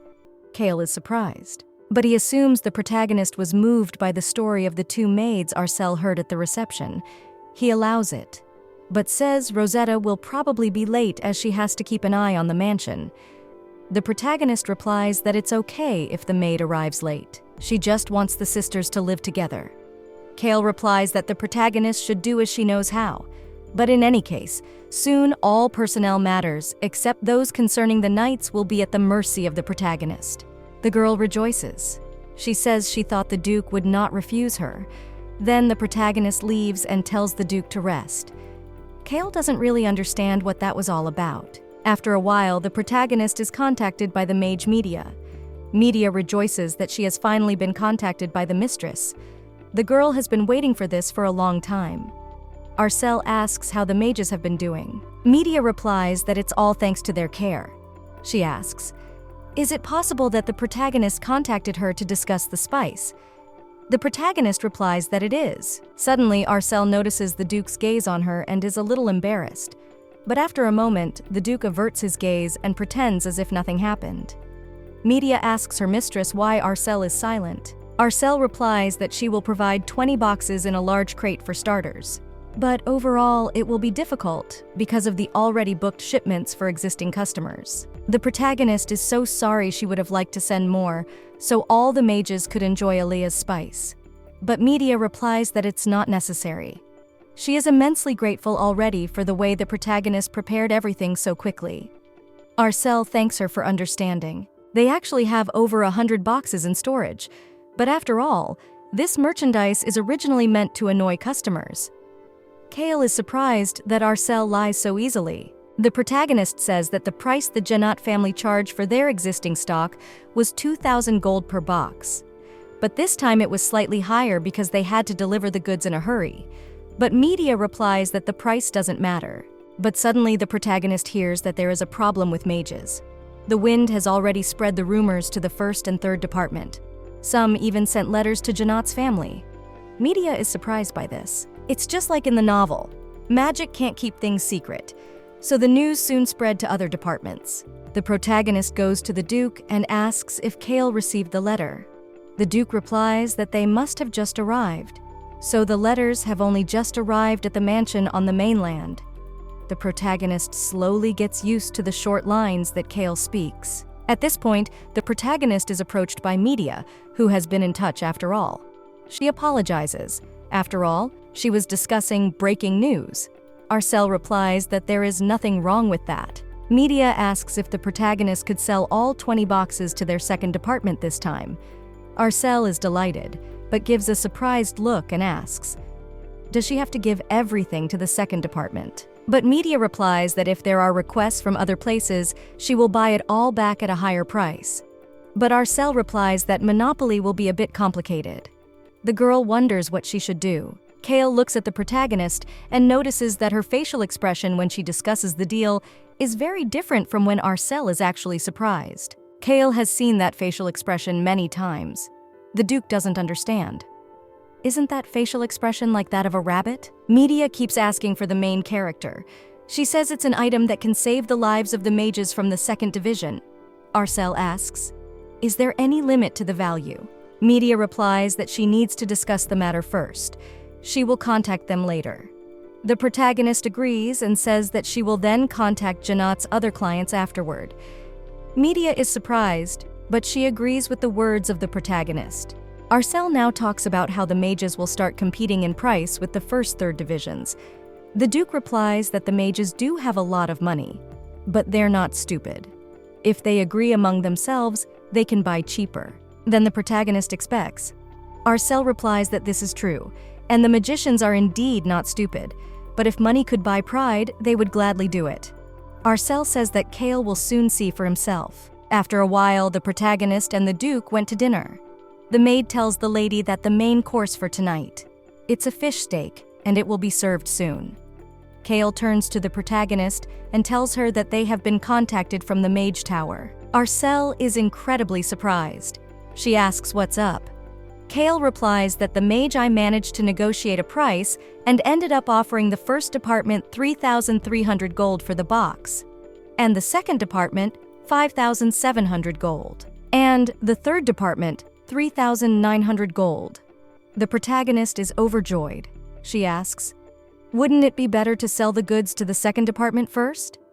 But the Duke replies that it's up to Arcel to make the deal. So the girl goes to the maid and orders her to send 20 boxes to the second department and spread the news to the other EC customers. But the fact that the Magi are buying Aaliyah at a high price is a secret. When the rumors reach the EC, the price of spices will inevitably rise. And as the protagonist said, profits will more than double. Arcel hopes that in that case their contract with the Duke is still valid. The Duke agrees with the protagonist. He says that within 6 months, the House of Lyre will receive 60% of the profits to the girl. For some reason, the protagonist even feels a little sorry that their marriage will be so short. The Duke is surprised. He drops his glass on the floor. Arcel asks if the Duke is all right. But Kale realizes that Arcel regrets that he will no longer be able to profit from the deal with. The protagonist replies that this is naturally so, because in the future, this business will only grow bigger. The Duke is upset because he misunderstood. He replies that it doesn't matter even if it continues afterwards. Arcel is surprised. She asks, "Does Kale mean to suggest switching to a deal between the two families so that there will be trade between Geneth and Lyre?" But the Duke's also meant that even after the marriage was dissolved, he could send some of the profits to Lyre, because the deal with Aaliyah's spice is to the protagonist's credit. And if it wasn't for Arcel, there wouldn't have been a deal. The Duke gets very close to the protagonist and tells her so. Arcel thanks. As before, the Duke was too close to the girl. Arcel doesn't understand. Does he do this on purpose? Arcel replies that then they will have to meet at least twice a quarter to discuss the price of Aaliyah. But the Duke replies that he will meet with the protagonist 4 times a quarter. Arcel replies that he will if the Duke wants him to. Kale suggests that the protagonist is wondering if this is too much. He hopes that Arcel won't be puzzled by his gratuitous condition. But Kale wants the protagonist to think about him for once. The maids hope that the owners of the house are both in good spirits today. After all, they kept talking in barely audible whispers. After the wedding, the two will be even closer together. One maid says that when it was announced that Arcel would be mistress, she had her doubts. But the Dukes do love each other. The captain's mood seems to have changed in recent days. Judging from the last time Mistress helped with the map, she was helping with the naval business. Suddenly, the maid says that Mistress Rosetta will return to the island. She heard about it from the future mistress. When Shiata heard it, she was overjoyed. Now they hope that the Duke's protagonist will get married as soon as possible. After a while, the maid Shiata came to see the Duke. She asks if the Duke has called for her.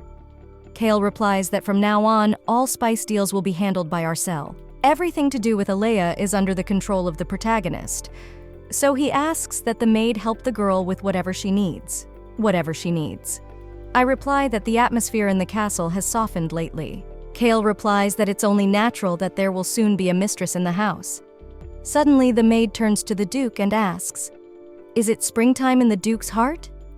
But Kale doesn't know what it feels like when Arcel smiles in embarrassment, when their lips almost touch. When she looked up at the Duke, so fragile and protective. Arcel pretended to be strong, but when the Duke took her hand, he felt Arcel trembling. It all started when Kale saw the look in her eyes the first time they met. The protagonist opens a cupboard with lots of gold. She's overjoyed. After all, the spice deal went smoothly. The first payment for the spice is equal to the annual income of the House of Lyre. But now Arcel can't give that money to his house. So for now, let it be kept in this castle. Arcel calls the maid. Shiata comes to see her. Arcel asks if the maid can ask the Duke to give her some time. The maid will now clarify His Highness's schedule. She asks if Arcel can tell her the purpose of their meeting. Arcel notices that Shiata has been more polite these days, but Arcel replies that she just wants to see the Duke. The girl asks embarrassed, "Isn't that enough?" After some time, the protagonist is met by the Duke. He asks, "Does Arcel really want to make a deal before disaster strikes?" Arcel replies that it is. The Duke recalls that sometime later, a maid came to him and said that His Highness should change his clothes right away. The Duke was surprised, but now he understands. He turns to the protagonist and asks what disaster is coming. He doesn't understand why else Arcel would come to him. Only with secrets of origin he's not allowed to know. Arcel replies that a tsunami is about to hit the East Coast, so she's going to build a breakwater on the Lyre lands. And if the Duke doesn't mind, she'd like to build the same breakwater on the coast of Janath. The Duke is surprised, but Arcel replies that she wants to do it from the Lyre family's budget. The Duke wonders if the protagonist even knows how long Janath's coastline is. After all, given the financial state of the Lyre household, it would be too much. But the girl replies that she knows. The Duke is surprised at the girl's self-confidence. He says it's a tempting offer. He asks, does Arcel assume it's because she thinks the coast of the Duke's house she's marrying is dangerous? Or because he wants something from Janath?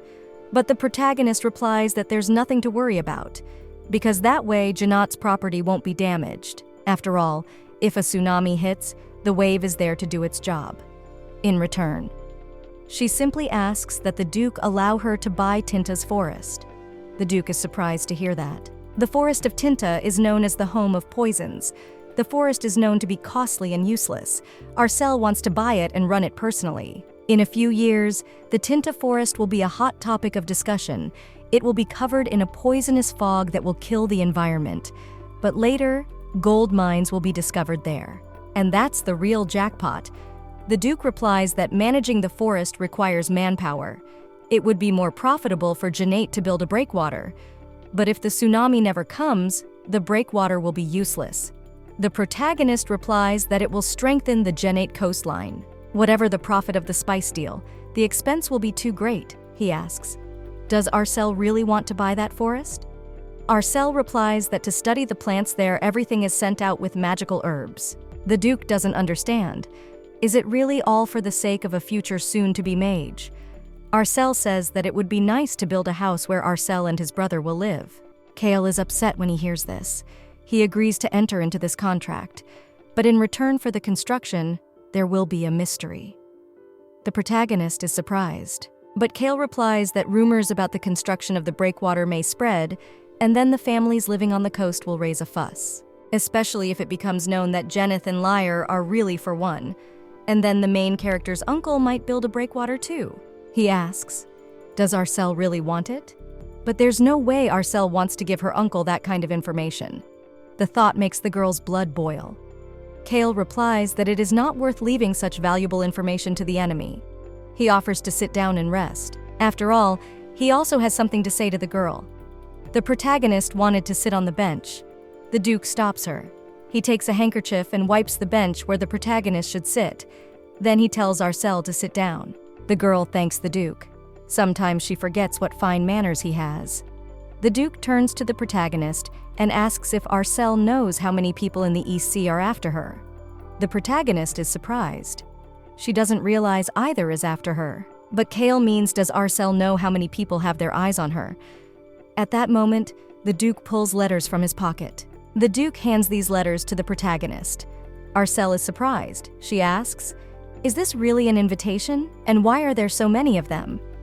Kale decides to give these invitations to the protagonist personally. But it's a little strange for the protagonist.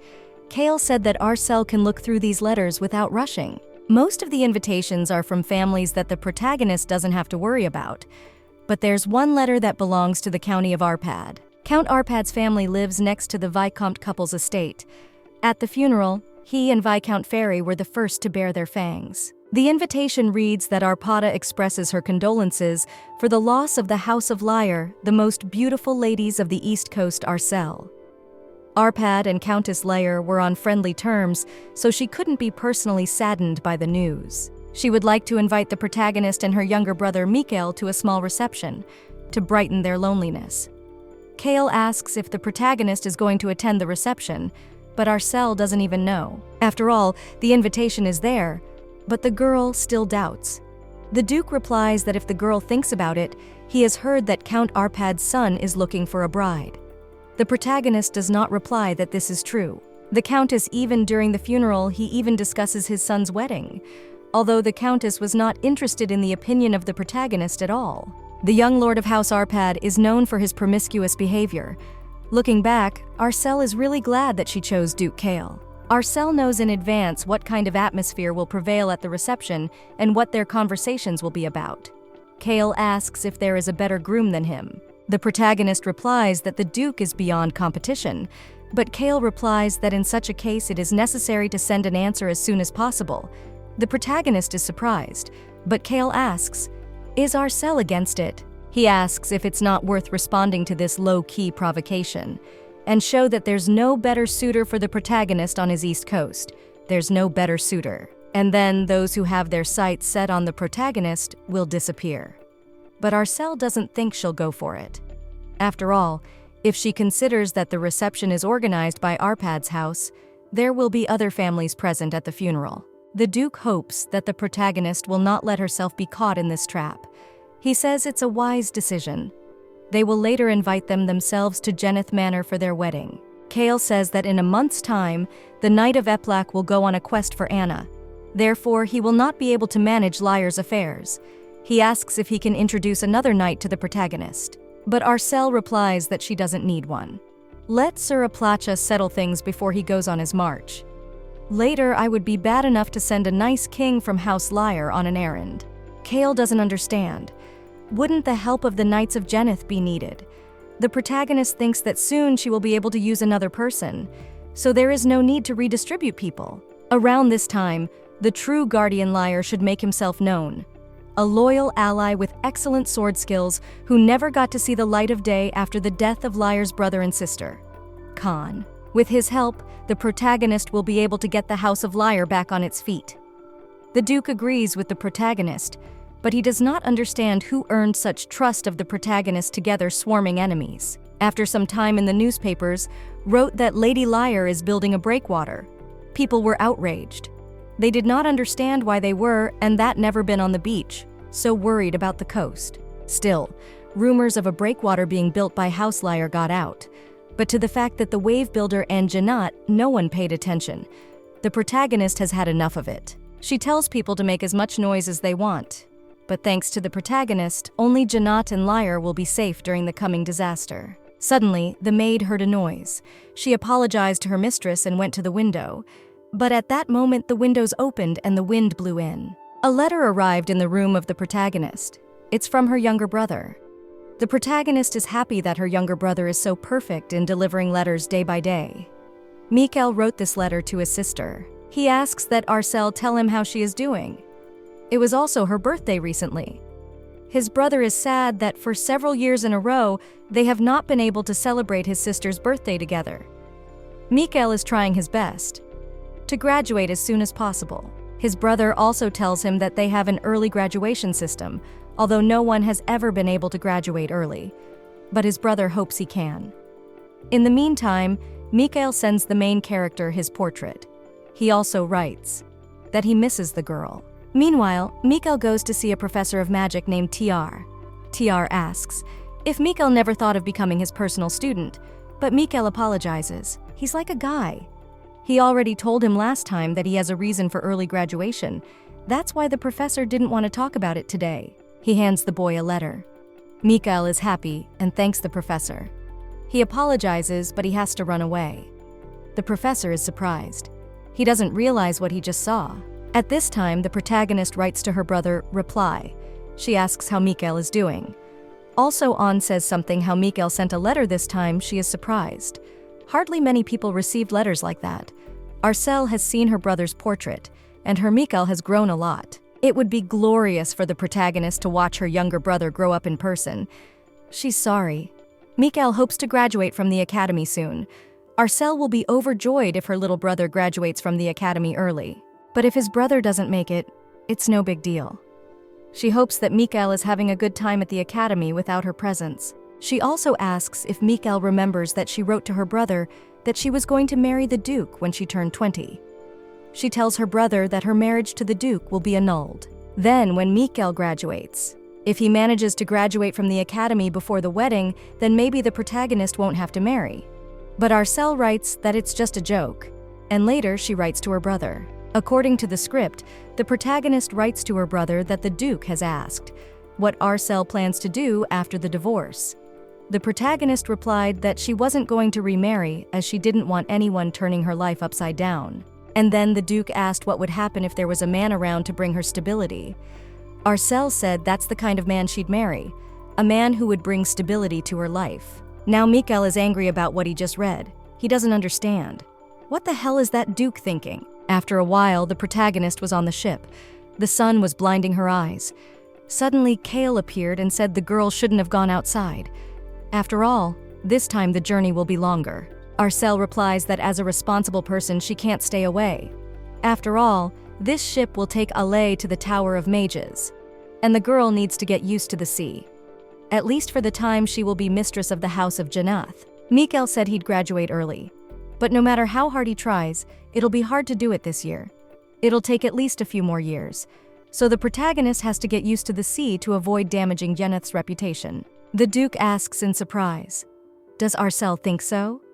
He assumes that when the girl returns to the mainland, she'll never set foot on a ship's deck again. But the protagonist replies that there is no wind on the mainland, which makes the whole body tremble. Kale asks if the protagonist likes the sea wind.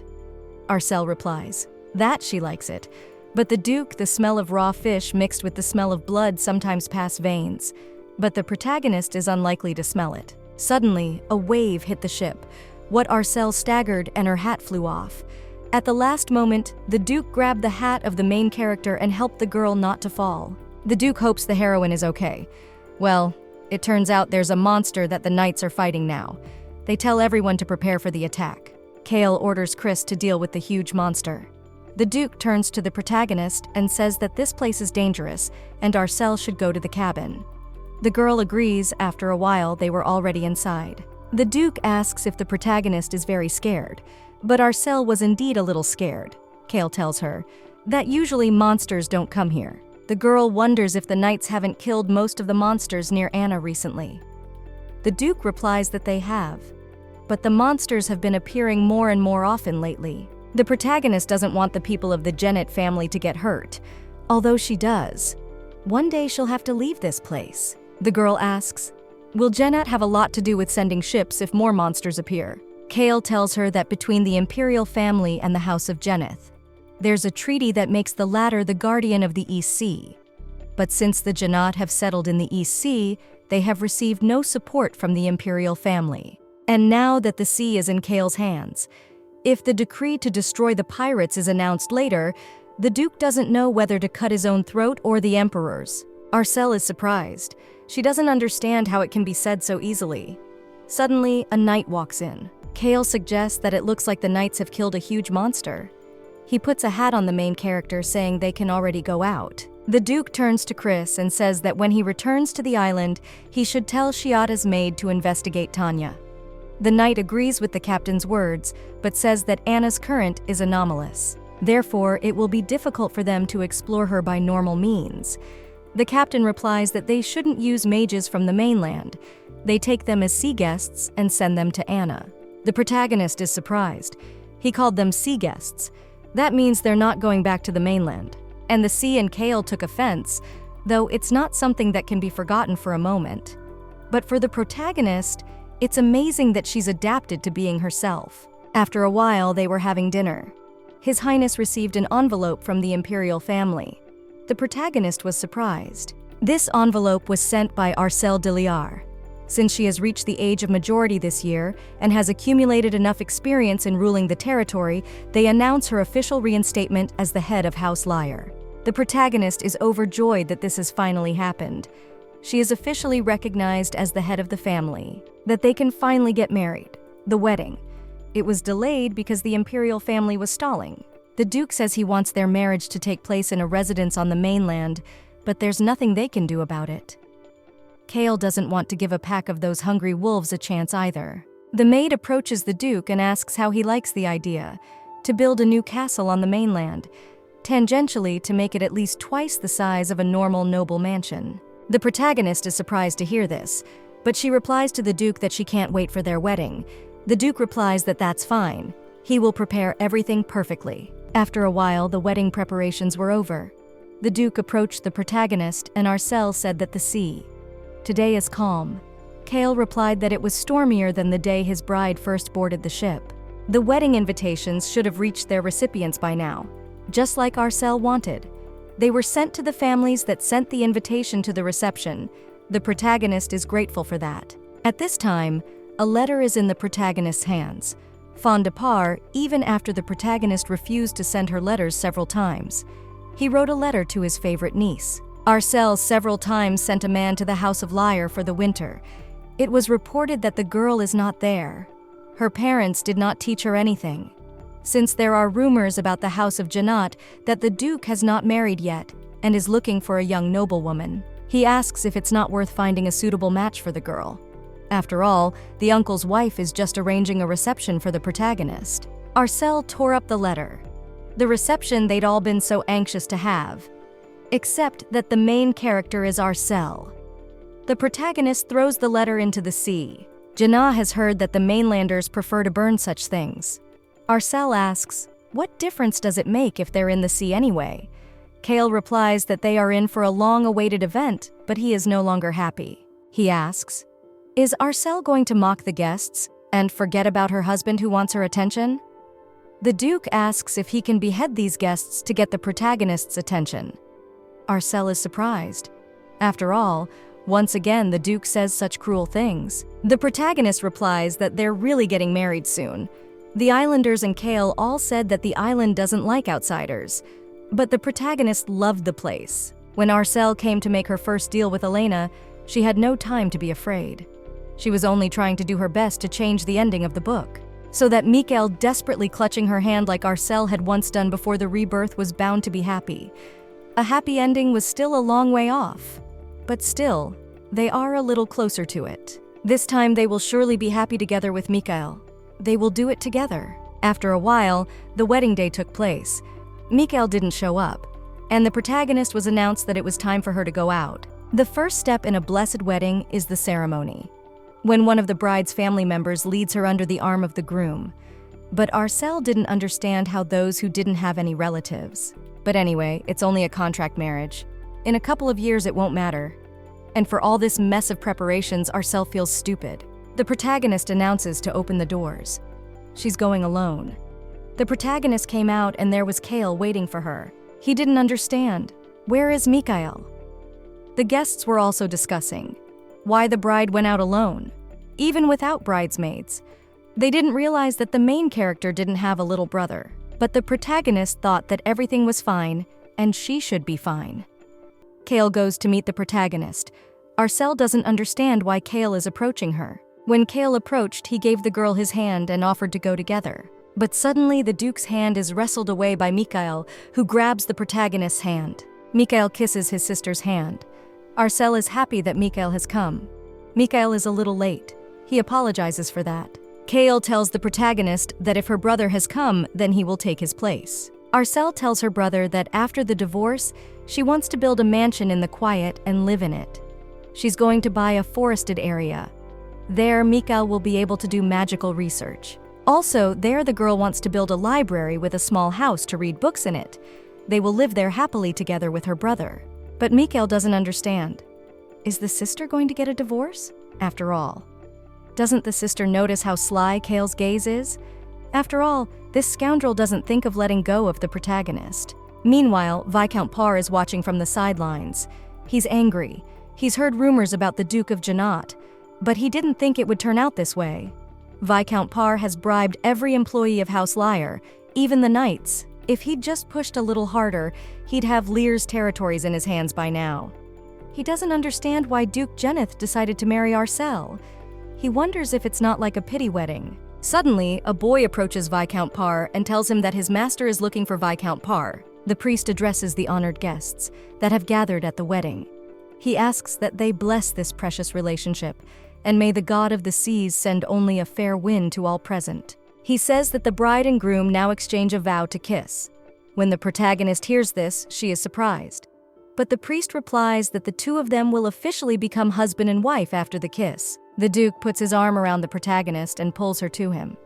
In a whisper, he asks if they shouldn't advertise to the others that they don't have a chance. After these words, the Duke gets very close to the lips of the protagonist. Arcel realizes that she has no other choice. But suddenly Kale whispers in the protagonist's ear that there is no hurry. So he gently kisses the protagonist on the forehead. Arcel realizes it's not that hard. It's just a stage of the ceremony anyway. Kale turns to the protagonist. Arcel asks what Kale has to say.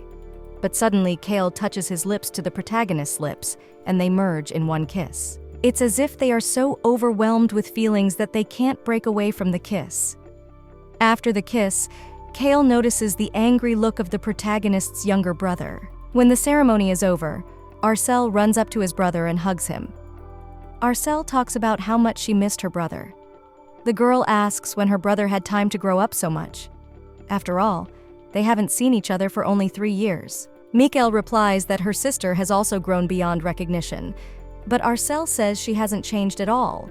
She wonders how long her brother will let her go. The girl knows that the academy has strict rules about leaving the best. Mikel replies that he'd be in that place. Only until tomorrow he has to come back. Arcel wants her brother to graduate from the academy as soon as possible. Mikel replies that he will graduate from the academy as soon as possible. The girl also reminisces and asks, "Is it really that hard to graduate early?" In fact, Mikel thinks that one of the professors doesn't like him.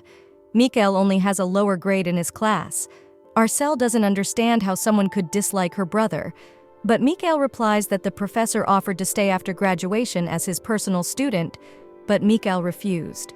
The protagonist realizes that if the talented Mikel teamed up with an outstanding teacher, he could fly like a winged bird.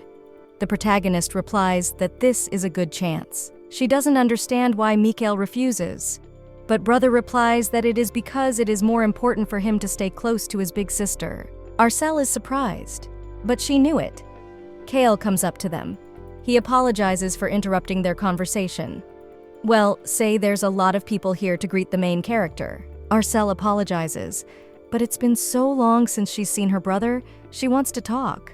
But still, she has to go to other tables for a while to talk to the guests. When the protagonist has left, Mikel approaches the Duke and asks if Kale is being too much.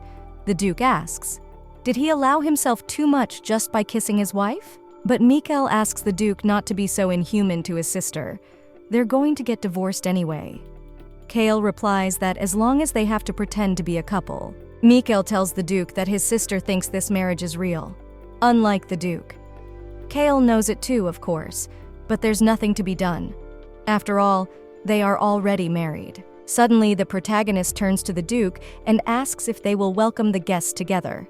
After all, they must look in love. The Duke agrees, and says that if his brother-in-law doesn't mind, he'll go. After all, the guests must be greeted by both spouses. The Duke embraces the protagonist and says it looks like a lot of people are waiting for them. After a while, it's all over. The Duke understands everything Mikel said. As soon as the banquet was over, Arcel left immediately. Of course she did. After all, the Duke has no reason to restrain the girl when she leaves. Well, he wonders what the reaction of the protagonist will be when he approaches. The Duke approaches the door of the protagonist, does not open the door. After a while, Kale was already in the room of the protagonist not talking. Arcel tells the Duke that when she returns to the House of Lyre, she will start with the organization of the Knights' Troop. Na can't take up trade as firmly as Janath, but at least she can keep the traders safe in her lands. That's how Arcel intends to get House Lyre back on its feet. That's why she came to the Duke. The girl seems to be the only one talking here. She turns to Kale and asks if the boy has anything to say. Kale is silent, and the protagonist asks in surprise, is there really nothing at all to tell the Duke? The Duke looks at the protagonist and doesn't understand how Arcel can be so carefree. He can't even drink for fear of losing control. It's just the two of them. Arcel offers to open the wine, and the Duke says that if the girl drinks so fast, it'll be bad. It's the wine the sea people drink. It's too strong for an Earthman. He needs to warn the girl to be careful with alcohol. Arcel replies that if the Duke keeps quiet, she will talk again. The girl tells him that after the divorce, she will no longer be Duchess and Janat, so she won't be able to use the Eastern trade route. Still, she hopes the Geneth pirates won't target House Lyre's ships. After all, she would be sad if people she knows attacked her own knights. Geneth doesn't understand. Does the protagonist really think that of him? That despite the number of ships crossing the east, he'd steal from Lyre's ship? He doesn't understand. Does Arcel think that because they're trusted partners that once the deal is done, they'll be strangers? While the Duke was pondering this, by chance he touched the protagonist's hand, and then he took the girl's hand and squeezed it very tightly. Arcel asks why Janat is looking at her like that. But suddenly the girl drops her glass and falls asleep. She apologizes, for suddenly she feels very sleepy. She asks if Kale knows a way to come to her senses quickly. The boy thinks of something, but he's afraid Arcel will get scared. The girl asks, does she look like she's scared? At that moment, Kale puts his arms around the protagonist, pulling her to him. Then Arcel opens her eyes, and Kale asks if the girl has come to her senses. Arcel thinks that if she remembers this tomorrow, she will feel bad.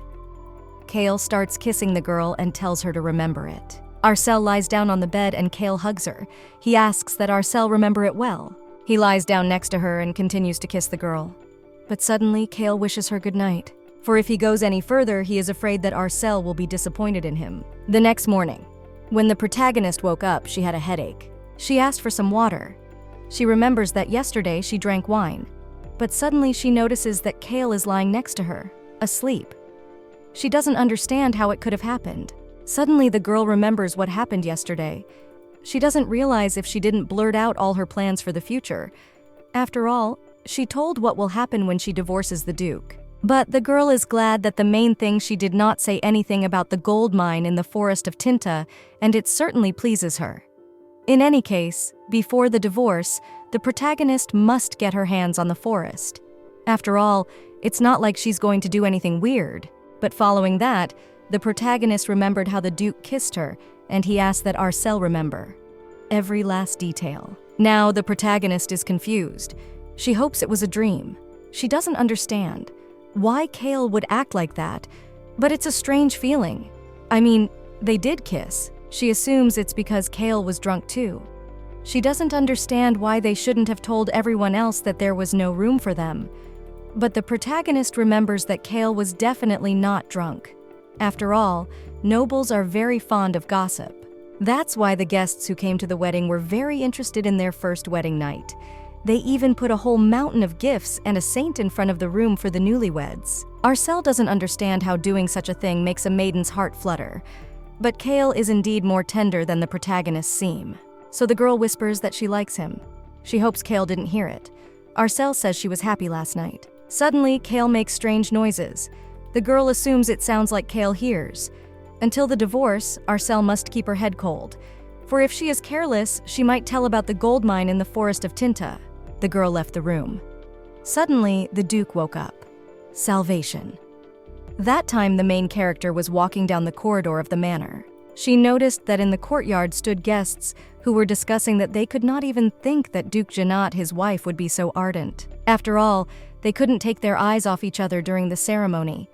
And also, people say that the Duke's protagonist only recently came out of rest in the newlyweds. Suddenly, the protagonist notices a letter. She opens it. It's a letter from her younger brother. He was pleased to meet his sister after a long time, and apparently the wedding ceremony had tired her out a lot. So Mikel has already left. He hopes to finish the academy soon and come back. Arcel couldn't even say goodbye to her brother before leaving. She needs to write a letter right away so her brother doesn't get upset. Suddenly, a maid enters the room of the protagonist. The maid asks if Mrs. Shipowner slept well. She says Arcel is with the master. That's just terrific. They've only just gotten up and they're already at work. The heroine is surprised to be called shipowner, but the maid replies that since Arcel got married, she became a shipowner. To the protagonist, it's surprising. The maid asks if the girl is not tired of being called milady all the time. The maid hears that the protagonist had a good time last night. The maid wants to know the details, but the protagonist replies that the maid should listen to her. She asks if the girl will fulfill one of her requests. The maid agrees. Arcel asks the girl to bring her a list of all the servants of House Lyre, everyone from knights to maids. Leela asks, does Arcel want to investigate something? But Arcel replies that she only needs to find out exactly what it is. The protagonist knows everything. The maid replies that she will get the list immediately. After a while, the maid has already brought the list. The protagonist was surprised, because not even a couple of hours had passed. Leela replies that it all came from the mainland. The protagonist thanks the maid. She notices that the name Khan is on it. and he's with the night squad. The protagonist writes something on a piece of paper and hands it to the maid. She orders the maid to read it and contact House Liar. The maid asks what she should tell these people. The heroine replies that Leela should tell them that all the servants of the House of Liar have been dismissed. The protagonist wants the maid to announce that all the servants are being fired, all but one. In the meantime, a knight has come to the Duke, who brings what Kale ordered. It's a list of magicians to investigate Anna. The knight has chosen those who can do so, but whose disappearance will cause no repercussions. Kale replies that these are the ones who will become sea guests. But the reserve says they cannot leave alive those who have learned the secret of the island. Kale notices Professor TR on that list. The knight replies that this professor is the most talented of all on the list. The Duke replies that it would be too onerous now. After all, if they invite a professor from the academy as a seafaring guest, it will attract unnecessary attention. The knight replies that the professor can be dealt with as a missing person. But Kale replies that it's not worth the risk. He asks that the knight find someone else. The knight asks, does that mean they should send a mage with the proper expertise? But the Duke replies that they'd better send one who won't cause a ruckus. The knight says it would still be much easier to meet the professor, but the Duke replies that they shouldn't waste so much time on the professor. Reports also continue to come in of monsters appearing in unusual places. There's no telling how long it will take to explore the island. Knight asks the captain, is there something bothering him? The Duke replies that there is something that is bothering him. When Kale said that, he remembered that Arcel said this morning that she liked it and was happy last night. Kale suggests that maybe when Arcel turned around, he should have grabbed and asked the girl if she was really happy. He suggests that maybe the girl had a desire to spend the night with him again. He doesn't realize if Arcel would have been able to look at him like that then, without being drunk. But the Duke is angry and turns to the knight. He asks what his first kiss was. Eplacha is surprised to hear this. He doesn't understand what the Duke is talking about. But the Duke wonders if he is the knight's happy kiss. Eplacha replies that it is something he dare not speak of. But the Duke replies that the knight should not worry and tell him, as it suits him. Geneth doesn't understand what is done after the first kiss. Is it normal that he's nervous and can't forget that moment? Genot doesn't understand. Is he really weird? But Eplacha says it's just that he's never been kissed before. The Duke is upset. After all, he missed such an opportunity. The knight apologizes for not being able to help. The Duke wonders what the protagonist is doing right now. But then Arcel announces that all the servants of her house have been dismissed, except for a man named Khan. The maid picks up the list and asks what is written next to the servants' names. Arcel replies that their positions are written there. The maid apologizes, but she says that if Arcel fires all the servants, there will be no one left to take care of the House of Liar. Arcel realizes it's only natural, but there's no way to let the spies keep working there. The protagonist married Kale to protect her rights to the House of Liar. It's time for the girl to make the manor her territory and prepare everything for a full-fledged rebirth of House Liar. The protagonist turns to the maid and says that in general they should take care of it first, and Arcel will find an option to maintain the estate. The maid leaves with the protagonist's room, and Arcel realizes that she has no need to hurry. She can think about how to rebuild Liar. But first, she wants to focus on Khan. Soon, a gold mine will be found in the forest of Tinta, and Geneth's men will control the place. All the protagonist has to do is to stack the gold in the mountains. Suddenly, the protagonist remembers that she'll get the gold mine after the tsunami, so she builds a breakwater. But she doesn't realize what's wrong with the tsunami. She looks at the date and realizes it didn't happen. At this time in the House of Liar, the maid is discussing the fact that the master of the estate isn't there anyway. She doesn't understand why they have to clean, but at least they don't have to play the loyalty card until the mistress returns. Well, the mistress hasn't been here for 3 years anyway. The maid heard that Arcel recently got married and moved into Jenna's house. They don't understand why the main characters don't return to this estate. The maid replies that a man comes from the protagonist from time to time, and last time he asked for the names of the servants. They don't understand. Does Arcel still want to come back? After all, their master said to get as close to the girl as possible when she arrives. One girl says she needs to concentrate on letting the protagonist's guard down, but Arcel is only a 20-year-old girl anyway. Arcel has no interest in the servants at all, and doesn't even pay their wages.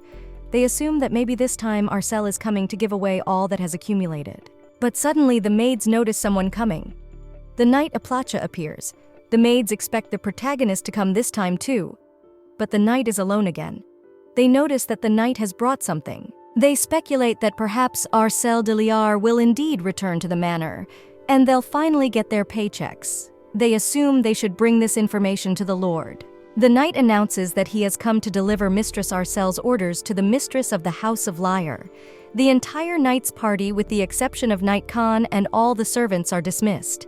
The maids, and surprised, ask what this is all about. Aplacha asks the maid's name. She replies that her name is Ellie. Aplacha replies that the girl belongs to the county of Par. Eula, county of Arpad. Annie, county of Arpad. Raz, county of Par. The knight says that if there is no objection, all servants must leave the mansion that day. The men from the mainland are spies bribed by other families and have no loyalty in one eye. But the knight doesn't understand how the mistress knew. On which family's spies are all these rumors? After a while, the protagonist went to the garden. Suddenly appeared Kale, who asked if the girl likes these flowers. He asks if the girl can make a bouquet of them. After all, so Arcel will be able to enjoy them in the room. But Arcel replies that it's okay. It's just that the protagonist likes to look at the flowers like this with the Duke. The protagonist says that this way they can pretend they're on a date. The Duke remembers that he heard an entertaining story. The protagonist is surprised. The Duke replies that he heard that Arcel fired all the servants of House Liar, except for one man. Arcel replies that it's a knight named Khan. He will be captain of House Liar's night squad. The Duke is surprised. Arcel replies that all the other men have already been bribed by other families. Kale is surprised. After all, Arcel knew this time too. Not only that all the servants of House Liar had been bought, but which families had bribed whom. And she seemed to be 100% sure of her guess, except for one. But mistakes definitely happen.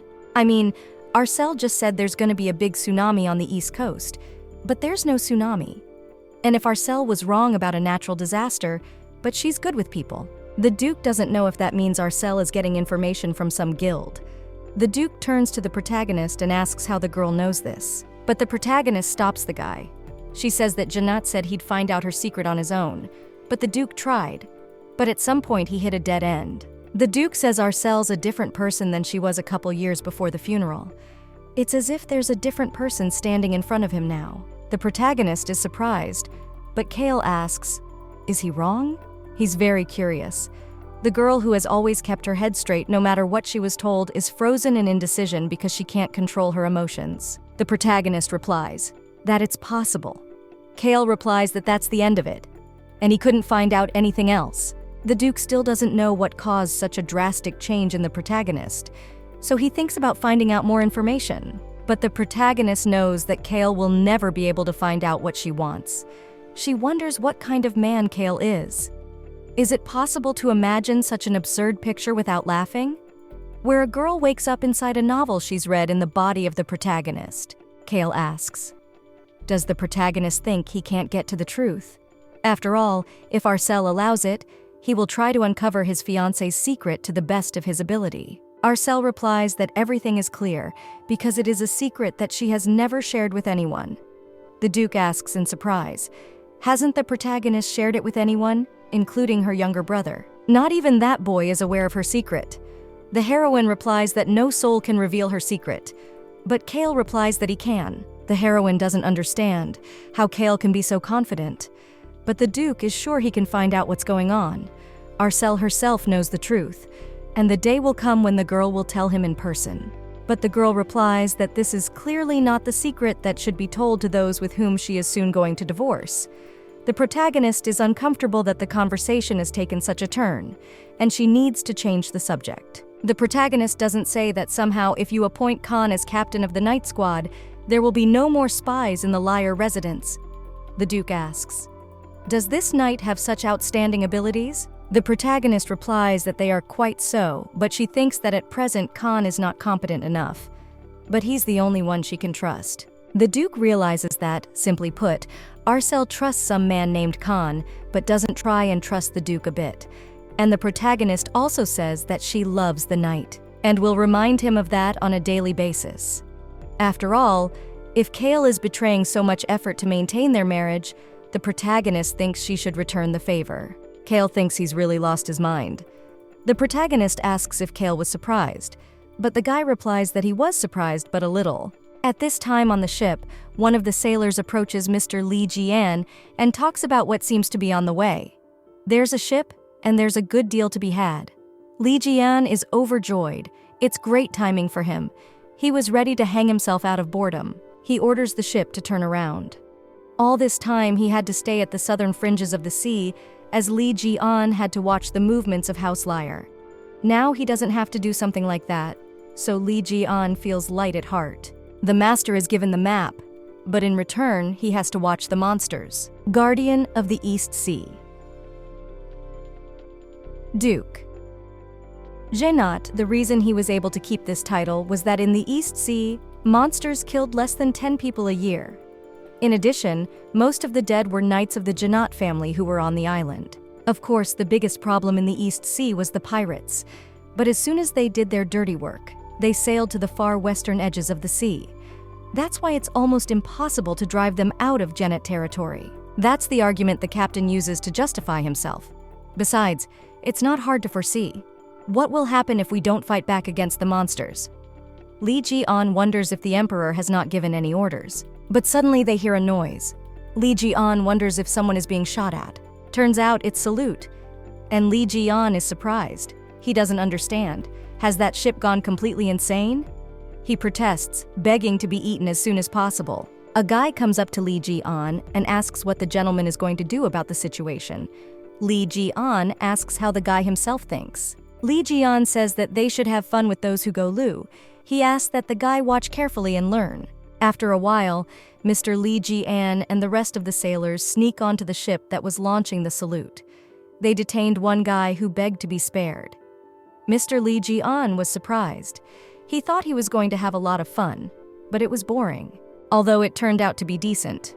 Suddenly, Mr. Lee Ji-an is stopped by a guy who thinks the master should go down to the cabin. After all, someone wants to see him there. Lee Ji-an says it's easier. Chop off that person's head already and it'll be one less problem. But the guy thinks it's not that simple. The man says he has some business with the master. Lee Ji-an is surprised. He goes to the cabin and decides to look into it. The guy picks up a sword. He opens the door and is surprised. There's a guy sitting there who asks, "Are they the pirates of the East Sea?" Lee Ji-an replies that there are hundreds of pirate ships sailing the East Sea. They can't all be lumped together in one opinion. Lee Ji-an tells the guy that his name is Passion.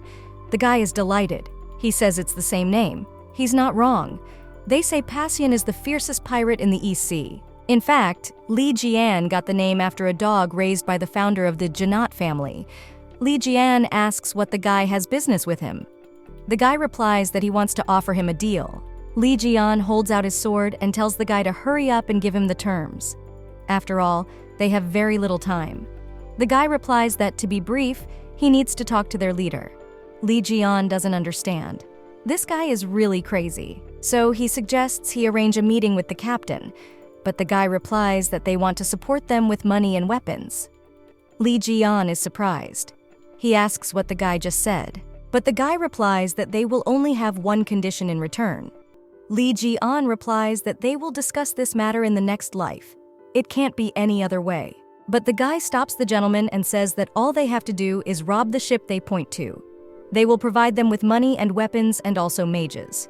The guy asks them to rob the ship of a single family. Lee Ji-an asks which family. The guy replies that they should rob the Genat family. After a while, Lee Ji-an arrives at the captain's house, and the Duke asks who they should rob.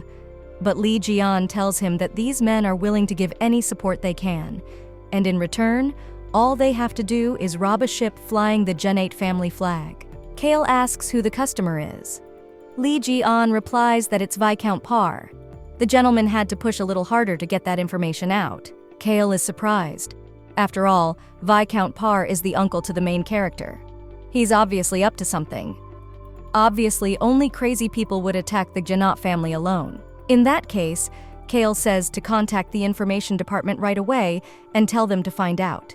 If it was really Viscount Parr's subordinates, Lee Ji-an asks if the information is confirmed how the Duke will order action. But Kale says for Lee Ji-an to just find out who is behind it. After all, they need to find out if the families he visited recently, and also find out which families all the guests who have visited Viscount Pare recently belong to. Lee Ji-an replies that he will investigate immediately. Suddenly, someone knocks on the Duke's room. It turns out to be the main character who asks if she can come in. The Duke replies that of course Arcel can come in. The girl notices that they're busy. The Duke replies that he's completely free. Lee Ji-an leaves the office and leaves the protagonist and the Duke together. The Duke is curious about the girl's important business if she decided to visit his office in person. After all, they could have talked in the bedroom. Kale approaches the protagonist and tells her to sit down on the sofa. The girl thanks the guy for that. Arcel can't say that this case is very important, just that she would like to invite one person to the villa. Kale asks if there is any problem that the owner of the residence wants to invite a guest to her house, but the protagonist replies that this person is from the Liar family. As mentioned, the protagonist is about to meet the man she intends to appoint captain of her night squad. But Kale assumes that if he refuses the protagonist, she will do it her way anyway. The girl asks if she can find out why. Apparently, that's not exactly what Kale expected to hear. In fact, there is no reason why the head of the family should not meet with the captain of the knight's troop. Suddenly, Kale approaches the protagonist and takes her hand. Arcel doesn't understand what's going on, but Kale would like Arcel's nights to be spent only with him alone. Arcel laughs. She says it's bad that he calls a man to visit at night. She'll call Khan in the morning and send him away before noon. She asks if that's better. Kale put a slightly different meaning to her words, but Arcel doesn't need to know that. He says he's fine with it too. At that moment, the protagonist remembers and says that there seems to be something serious in the report the Duke received recently. At this moment, there is nothing more serious than the situation. That has arisen between the protagonist and the Duke. Kale asks, does the protagonist really care about him? Arcel replies that it's only natural. After all, they're his wife. Kale says that he actually has a lot of worries. The girl wonders if she can help her husband with something. Kale sits down next to her and says that Arcel is the only one who can take away his worries. The protagonist replies that in that case, she should definitely help her husband. Kale whispers in his ear and asks the protagonist if the girl can do something for him. Arcel replies that she will, if it will make the guy feel better. When night fell, the protagonist sat next to the Duke. Arcel didn't expect Janat to make such a request. She asked, would it really make him feel better? After all. Then the Duke asked if Arcel could do something for him. He recalls the night after their wedding. He offered to do it again. That night was truly a sweet night, when the Duke thought they were truly in love. In his mind, he wants to sink his teeth into the girl's lips as he did then. And even to the one who claims to be the captain of the night squad, Kale does not want to give even a second of attention to the protagonist, and he suspects that the girl has no such thoughts about him. Then Arcel replies that she agrees, but she has some preparations to make. She asked if the Duke would wait for her in the bedroom. The girl brought wine. Kale drank some. Arcel asked if the boy was all right. She thinks Kale is drinking too fast. The Duke replies that he's fine. Unlike the protagonist, he doesn't get intoxicated from such a small amount of alcohol. The protagonist asks what doubt is eating the guy. She asks Kale to try to share these doubts with her. Kale doesn't know if he should. He didn't expect that after talking about the wedding night. Arcel decides to make alcohol and suggests a heart-to-heart. Arcel replies that they say it's good to share your doubts and worries with someone, but Kale realizes that this is not the case. Kale thinks he desires the protagonist, but he doesn't know what Arcel will do if he is so direct about it. He has to get closer to the girl gradually. Rabbits are sensitive to the presence of humans. They tend to run away at the slightest sound of a hunter's footsteps. Kale tells Arcel that he's been informed that someone has requested pirates in the nearby sea. He ends up having to dodge the subject again. The protagonist asks in surprise what the request is. Kale answers that they are ready to provide the pirates with money, weapons, and magicians in exchange for the pirates to rob a ship flying the flag of the Janat family. And of course, the pirates can't attack the Janate family. So the Duke is worried that the customer might hurt the pirates. The protagonist is surprised. She doesn't understand. Does Kale worry about others for no reason? but the Duke is so worried about them that he can't even sleep a wink. Arcel replies that it's a very difficult situation. If the target is the Janot family, the customer is clearly a nobleman. The girl asks how to proceed. The protagonist also suggests that perhaps this could be their chance. She tells the Duke to think for himself, because if these people are willing to send the Magi, so if they're going to send mages, then let them investigate Anna. The Duke replies that this is certainly a good way to accomplish two things at once. From the conversation, Kale says he's confident about sending mages in support. If they have a clear goal in mind, then they will obviously be sending talented mages, and they have no reason not to use them. There are no Magi on the island, and the protagonist assumes that means those people will die. But Arcel says she has to rethink that plan. After all, they can't use mages as sea guests. But Kale thinks the protagonist's plan is pretty good. He thinks Arcel's had enough to drink. After all, her glass is already empty. Kale approaches the protagonist, who is sitting on the bed. He helps the girl to lie down. Kale says that these people are the ones who took part in the plan to attack the Janot family. So there is nothing wrong with cutting off such people's limbs and throwing them at Tanya. It would be punishment for daring to threaten the Janot family. Still, the protagonist is glad that she was able to help the Duke. Suddenly, the protagonist falls asleep. The Duke asks, "Is the girl asleep?" The Duke kisses the girl on the forehead and says that this is also a punishment. Punishment for not understanding his feelings. The Duke wishes the girl good night. The Duke leaves the room, but suddenly the maid calls him. The Duke doesn't understand what a maid is doing in this place at this hour.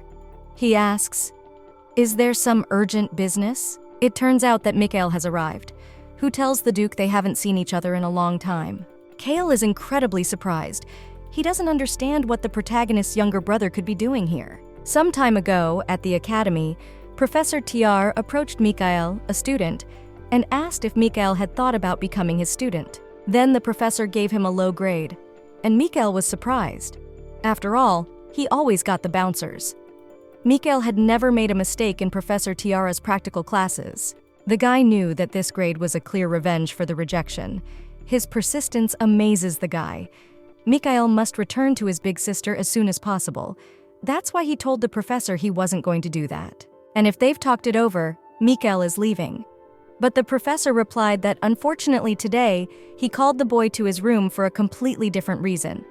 He asked if Mikel wanted to do research outside the academy. Mikel understands that if he does research outside the academy, he will get credit for all the practical courses he applied for this semester. He didn't realize if the professor had something else in mind.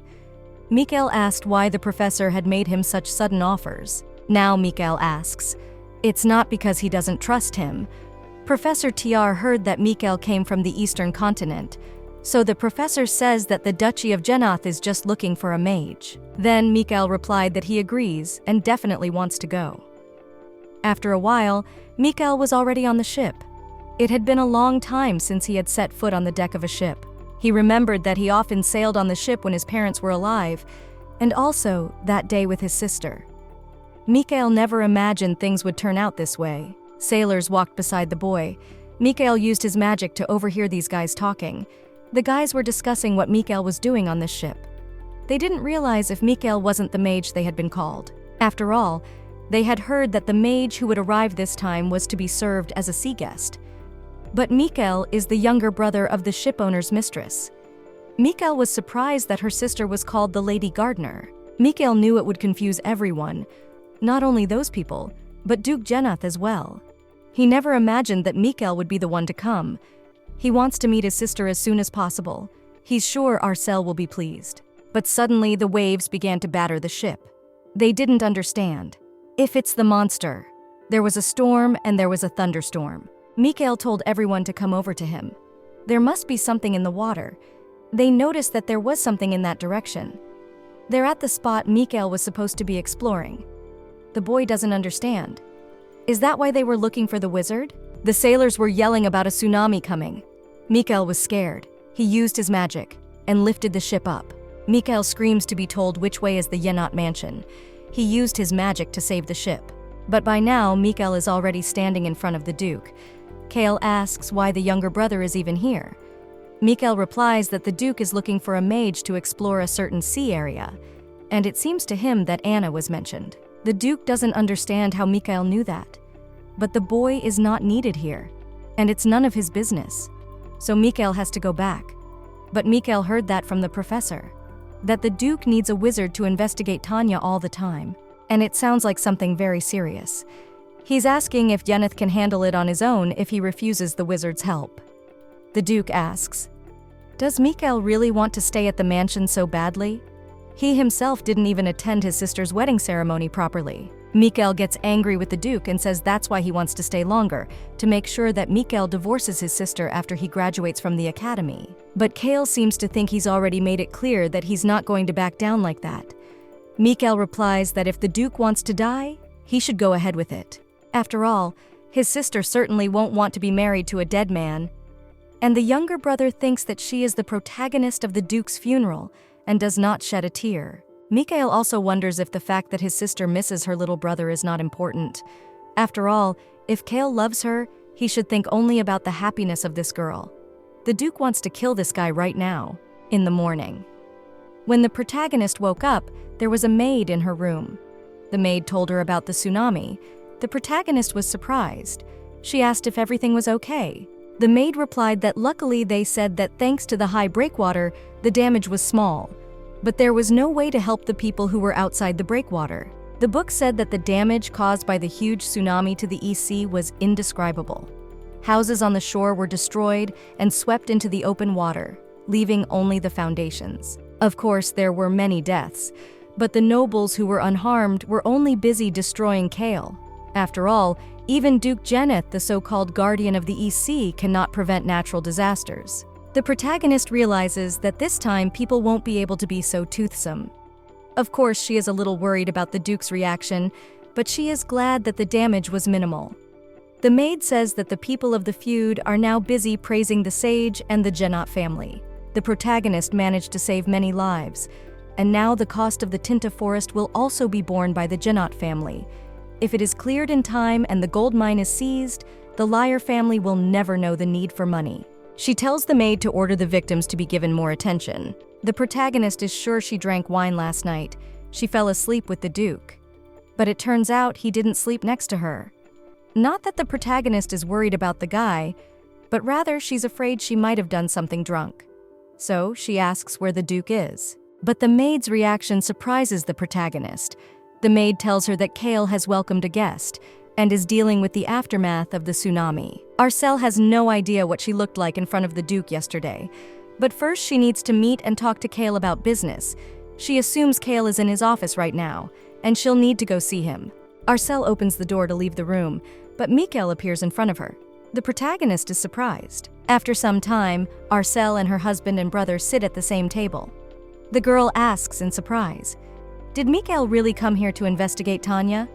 Mikel replies cheerfully that he has. Now the girl remembers that the Duke ordered to use mages from the mainland and to take them as sea guests and send them to Anna. The protagonist doesn't understand if her husband is going to treat her brother like a seafaring guest. But at that moment, the Duke turns to the protagonist and says that the plan has to be cancelled.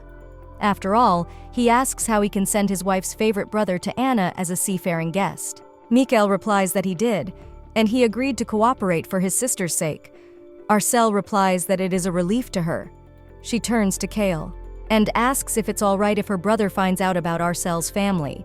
But the Duke doesn't understand if it's any different. All his brother has to do is keep his mouth shut. After all, the Duke said last night that Mikel can only stay on the estate on one condition. He is forbidden to tell outsiders about the Duchy of Yenneith. Mikel asked, why would he fulfill that condition? But then the Duke replied that because Arcelle would hardly want to see the corpse of his younger brother. The protagonist tells her brother that Mikel must keep everything he learns about Arcelle's dukedom a secret. She asks him to do so. Mikel, of course, agrees with his sister. The Duke is immensely pleased that Mikel has made such a promise. Mikel doesn't realize what kind of game this is, against the rules. What kind of secret is even forcing them to go this far? Kale tells him that yesterday morning a huge tsunami hit the coast, and he was informed that the area where the breakwater was located was safe. Arcelle replies that this is indeed welcome news. But the Duke is curious how the girl found out. It is Kale's destiny to find out the secret. But no matter how many times he asks, he's unlikely to get an answer. He didn't realize how deep he must go into the girl's heart for her to share her secret with him. Kale also announces that he has ordered the purchase of the Tinta forest in the name of the Liar family. As promised, the management fee will also be taken over by the Geneth family. Mikel is surprised to ask if by Tinta they mean the poisonous forest. The protagonist replies that she bought it back. The girl thinks that this place will be a perfect research ground for her brother. In fact, the forest was bought because of the gold mine there. Mikel replies that the sister is the best.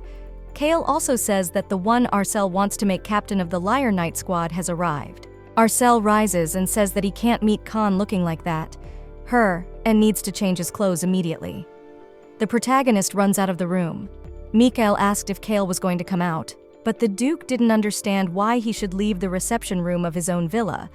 But Mikel replied that it was a matter for the Liar family. Kale replied that the business of the Liar family is also the business of the Geneth family. Mikel replied that when he graduates from the academy, all of this will end. After a while, the disguised protagonist entered the room and asked, "Isn't she already expected?" The girl tells Khan to come inside. She just bumped into a guest on her way into this office. It's a knight of the Liar family named Khan. Khan was surprised that His Highness Duke Janat is there. The guy says that he is a knight of the Liar family named Khan. Kale looks at this guy and realizes that Khan is bowing to someone who is his master. Kale didn't think he'd see a well-bred knight in front of him. The only problem is his sword skills. Kale rises suddenly and says he'll leave them. After all, he has some business to attend to. They can talk in peace. The protagonist is surprised, but Mikel is pleased. He says goodbye to the Duke. When the Duke has left his study, he turns to the maid and orders her to take him information about the Forest of Tinta. He wonders if there's anything of value there besides the presence of venom. He also asks the maid to trace all the goods that circulate on the Liar family trade route and find out what goods they mainly distribute, and learned a little more about the Liar family. At this point, Khan is surprised. He asks, he doesn't understand how he can take such an important position. The girl replies that of course she is not asking the knight to immediately organize a knight squad to take command. She simply asks that Khan begin to make the necessary preparations so that he can become captain of the knight squad before Arcel goes to the Liar residence. And also, she says that the guy didn't worry about the financial part, just slowly recruiting talented people. The girl knows that in the academy that Khan graduated from, he had a few people close to him. A man named Dane stands out among them. Khan doesn't understand how Mistress knew about this guy. Has she already studied all his surroundings? Khan replies that the reason is that there are times when Dane behaves a bit improperly. So Khan is wary at the prospect of taking him to the mistress, but the protagonist responds that she nevertheless asks Khan to bring her this guy because she really needs him. Or to put it more accurately, the girl needs the information guild, run by this guy's family. The knight asks in surprise. Doesn't really run something like that. Arcel's sure of it. She says that the family's financial situation has been crippled by lack of money. The reason why Janath was able to quickly take control of the Eastern Sea and dominate the area both as a pirate and as the guardian of the Eastern region was because of his focus on information despite having a huge military power. A group that collects and processes information that the Liar family doesn't have. And then the protagonist remembered that one of the original classmates was named Dane, the head of a decaying information guild. In the original, Dane's family was headed for bankruptcy, but the future could be very different if someone helps them out financially. Khan says he'll make it happen, but he says the academy he graduated from is in the central part of the country, so he doesn't know anything about the East Sea and the surrounding area of the Liar family's property. But the protagonist replies that there's nothing wrong with that, because from now on, the Liar family will not use the sea routes. To protect the family, she needs people from the central part of the country and those who are similar to her in spirit to help rebuild the county of Liar. But Khan dares not doubt the abilities of the head of House Liar. After all, Liar is a family with strong roots. But in a situation where the entire staff has been fired, the protagonist intends to rebuild the family, to revive the decayed information guild, and to create new knights. So Khan says there's a problem with funding. But Arcel says the knight doesn't have to worry about that. After all, she will explain everything in more detail when she arrives at the estate. That's not something you can say in a stranger's family. The knight understands what the protagonist said. He's about to leave. But Arcel stops the guy and says that in the future, Lyre will be no different from the 7 central parts of the country, and she wants Khan to bring in people to help lay the foundation for it, people who will be as loyal as Khan. Khan gets down on one knee in front of the protagonist, takes her hand. Khan kisses the girl's hand and says that he will do his best to fulfill the orders of the head of the family. Arcel replies that she is counting on the knight. As expected, it would be a great waste if the knight disappeared according to the bad ending that awaited him. Now the protagonist suggests her brother to go out for breakfast. But suddenly Mikel stops his sister and says he needs to have a word with that man. When Khan left, Mikel followed him out of the office and used his magic. The Information Guild is a tool that, depending on how it's used, can be used for good or evil. You can use its ability to move undetected, and as a deadly poison that can dry people to death, how could it be? If Mikel wants his sister's hands to stay clean, then someone else has to do the dirty work. After a while, the younger brother came into the room, where the protagonist was sitting. Arcel asked what Mikel was talking to the knight about. Mikel only laughed in response. He said it was a secret. After a while, the maid came to the Duke and did as he ordered, just as he ordered. She gathered information about who had made contact with Viscount Ferry. Many people saw Viscount Parr talking to Duke Dicas at the wedding ceremony.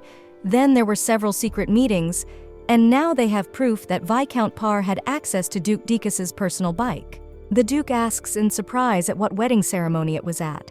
He replies that it was at the wedding ceremony of Duke Janat to his mistress. Kale is surprised.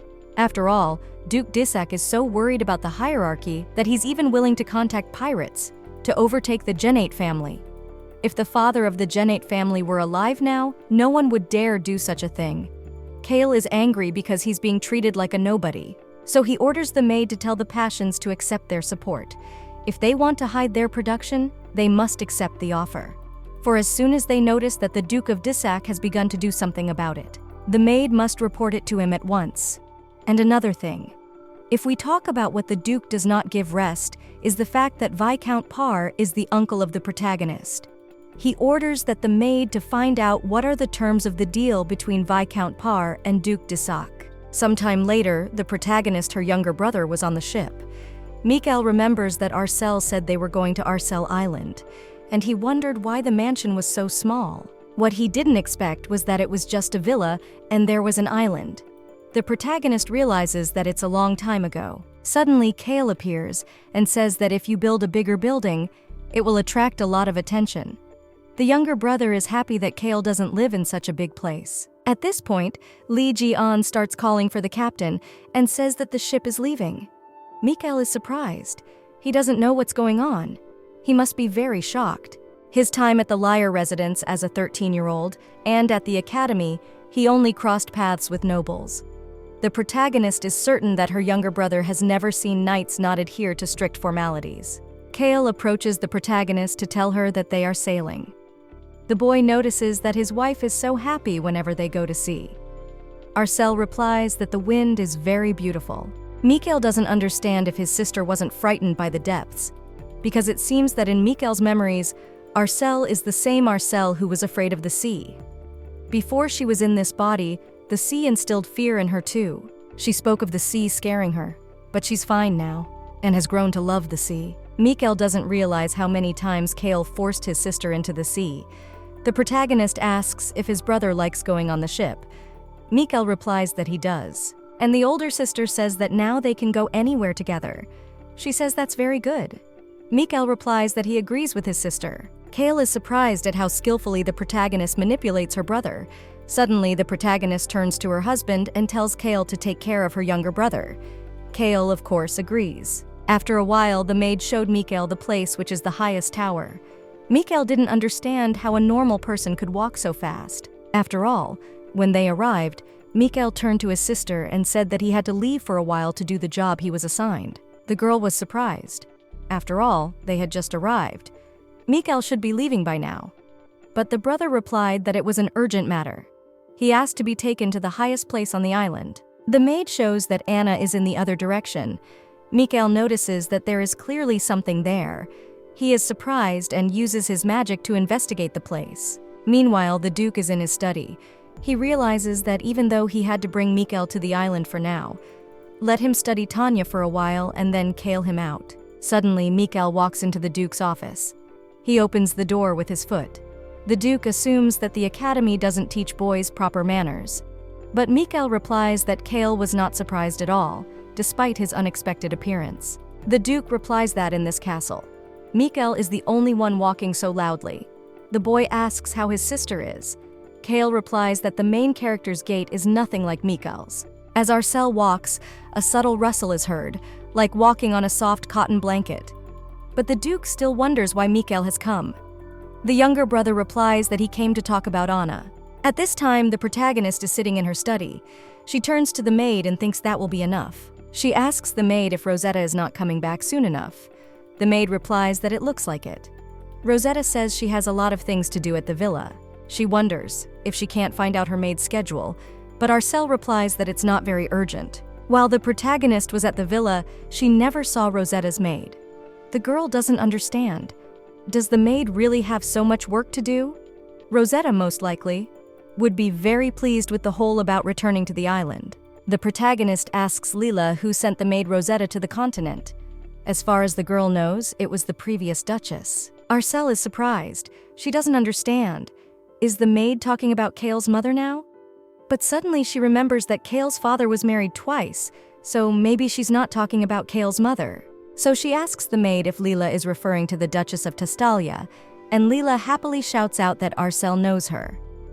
After the Duchess makes a friend on the continent, she sinks her teeth into him, saying that her twin is her friend. Now the protagonist understands why Rosetta is in the villa. She asks at this point what her brother is doing.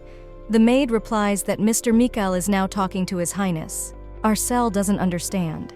If her brother and her husband have gotten close, in that case she should check on the Yanat family. But in the meantime, Mikel comes to the Duke to talk about Anna and the tsunami. The Duke is surprised. He doesn't remember ordering the boy to investigate the tsunami. Mikel replies that it's about that tsunami. That happened the day he arrived here. He saw with his own eyes that the wave came from Anna's side. The Duke is surprised. After the breakwaters were built with the funds of the Liar family, it was decided that if there was a tsunami in the name of the Liar family, the forest of Tinta would be bought and sent there. A labor force from the Duchy of Geneth would be sent to manage it. He doesn't understand how Arcel knew the tsunami was coming from Anna's side. He doesn't understand how it even happened. Mikel tells the Duke that he knows the reasons, but it was clearly an unusual tsunami. The mana flow spread through the neighborhood with the tsunami. He thinks that for a more thorough investigation. We need to get a little closer, Kale asks. Does Mikel ask to be escorted there? The Duke forbids it. The protagonist's younger brother wonders why that is. But the Duke doesn't want to share the details of both Anna with this young lad. So he says it's a lair of monsters, and most of the monsters in the East Sea come from there. Mikel asks the Duke to tell him if their numbers have been increasing lately. The Duke asks, does Mikel think that mana flows and monsters are somehow connected? Monsters instinctively gravitate to where there is mana. When accumulating in one place significantly in mana drain, there are cases where monsters are born from there. To figure out which option is right for Anna, you need to go there to explore the area. Mikel asks, can't he really go there? It might get rid of the monster once and for all. And if it's dangerous to sail on the sea, he can make the ship fly on the sea. Kale replies that if Mikel wants to die so badly, he can go to all 4 corners of the world. Mikel asks in surprise, does the master of the island intend to send a guest to such a dangerous place alone? But suddenly Kale heard the protagonist walk in. So he asked, does Mikel really need to go there? After all, he is too worried about his dear brother-in-law. Mikel is surprised at the answer he hears. He doesn't understand. Has Kale completely lost his mind? But when Mikel turned around, he saw his sister standing behind him, and Kale questioned what Mikel just said. Mikel replies that his brother-in-law would never let him go there alone. The protagonist wonders where the two of them are going, if she can go with them. But with one voice, the two guys reply that the protagonist, there's no way she can go with them. Arcel is surprised. They sit down together in the living room. The girl asks, are they going to go to Anna in person? Mikel replies that if he doesn't explore the area, he can't find out anything. Besides, He's heard that there are more monsters in the neighborhood lately. He thinks it's all about the moms circulating in the bathtub, and if it were anywhere else, he'd leave it alone. But Arcel's sister lives here now, and the son-in-law lives here too. The Duke is pleased that Mikel cares about him. The protagonist replies that if there is research to be done in the immediate vicinity, she would like to go there with them. But Mikel is a brilliant magician, and Kale is a man used to fighting monsters. The girl has no talent for either, so she must stay in this place and do what she can. She says that if the two of them are going to sail the stones, she should send ships from the island to find out how far the monsters have spread in the surrounding sea. Kale stops the main character. He says that the Janath family's military forces are certainly considerable, but if troops are sent to Anna and even the knights leave the castle walls, then these actions could lead to the collapse of the defenses. The protagonist responds that, however, she is going to use a military force that will not let the island's defenses be breached. Kale respects the protagonist's will, but he says her safety must come first.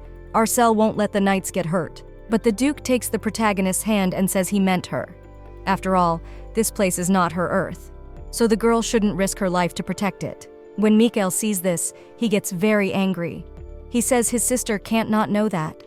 Arcel replies that she is paying attention and sending some of the knights to sea and making sure the castle is protected. They can go to Anna in peace. Sometime later, they are already entering the ship. Kale turns the main character. Arcel says that by their return, she will try to collect as much useful information as possible. Kale replies that the girl should not overstretch herself. But of course the girl won't overstretch herself. Arcel says that Kale should not worry about her and go on her way. The girl thinks she should say some affectionate words to the Duke, so she says she can't sleep well until Kale comes home because of her worry about him, so he should go back soon.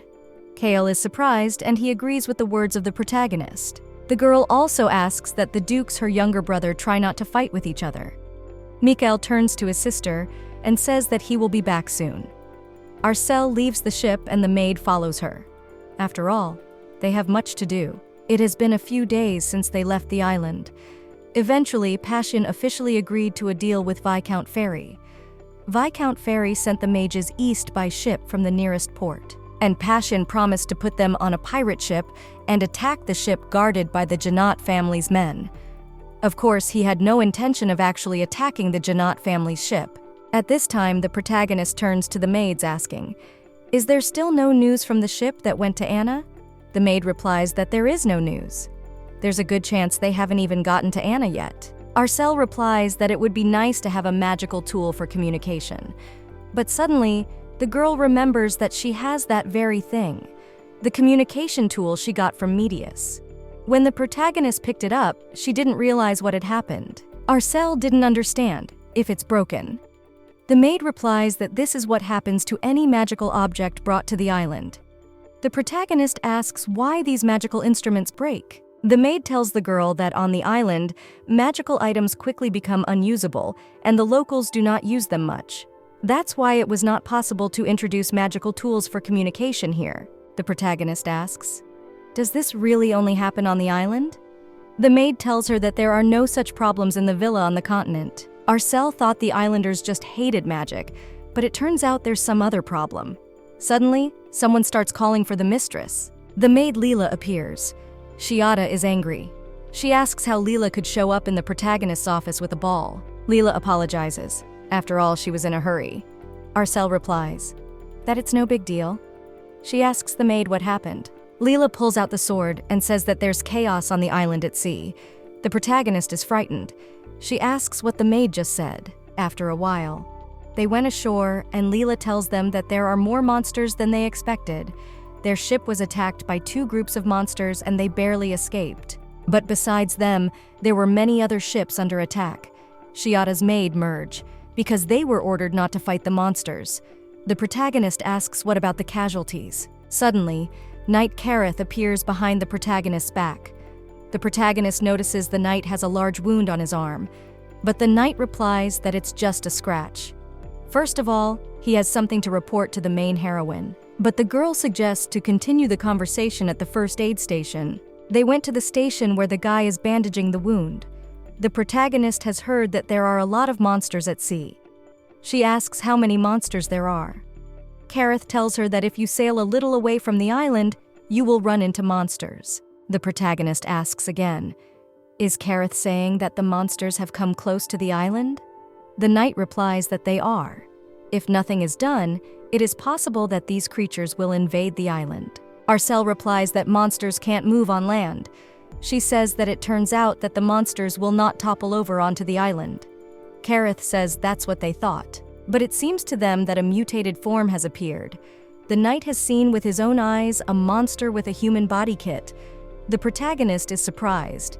Then things change dramatically. If the monsters can already be stumbled upon in the vicinity of the island, it clearly indicates that the monsters are actually flocking to the island. In addition to this situation, where a significant military force has gone to Anna, along with the knight and the protagonist's younger brother. Kareth says that besides the monster he fought, he held a stick that looked like it was carved out of stone. Although it was a bit clumsy in appearance, the broken piece was left on the ship, so Kareth brought it with him. Arcel holds the piece of weapon in her hands, and she's surprised, because monsters made weapons, which means the monster has intelligence. Troops are scarce, and the monster's siege ring is shrinking, and they can even use magic. The girl now doesn't know what to do. A pirate armed with ordinary weapons will have a hard time. But suddenly the girl remembers something and starts screaming. She calls the maid to her and asks how many military forces they can bring to the sea now. Shiata replies that if they talk about knights, but the protagonist interrupts the maid and says that she is talking about forces that can move in the guise of pirates. She orders that the maid Shiata gather everyone, for Arcel intends to reorganize the pirate fleet. The maid wants to know what the plan is for the protagonist. Arcel replies that she intends to use the magicians sent by Viscount Ferry. The maid goes to the knight and tells him that they have worked hard. The knight replies that he was told that a ship with magicians on board will be arriving soon. Suddenly, the knight notices that the Lady Gardener has appeared. The protagonist asks if she looks like a pirate. After all, some time before the maid said to the protagonist pirate costumes, Arcel said. The maid asked, is the protagonist really okay with that? Arcel answers that of course she is, because now, in the eyes of anyone and in her outfit is not very similar to the clothes of a resident of a pirate island, and the protagonist needs to match the setting completely. Arcel has changed into a pirate costume, and the maids, for some reason, it seems that in this outfit, the protagonist is more comfortable than in a dress.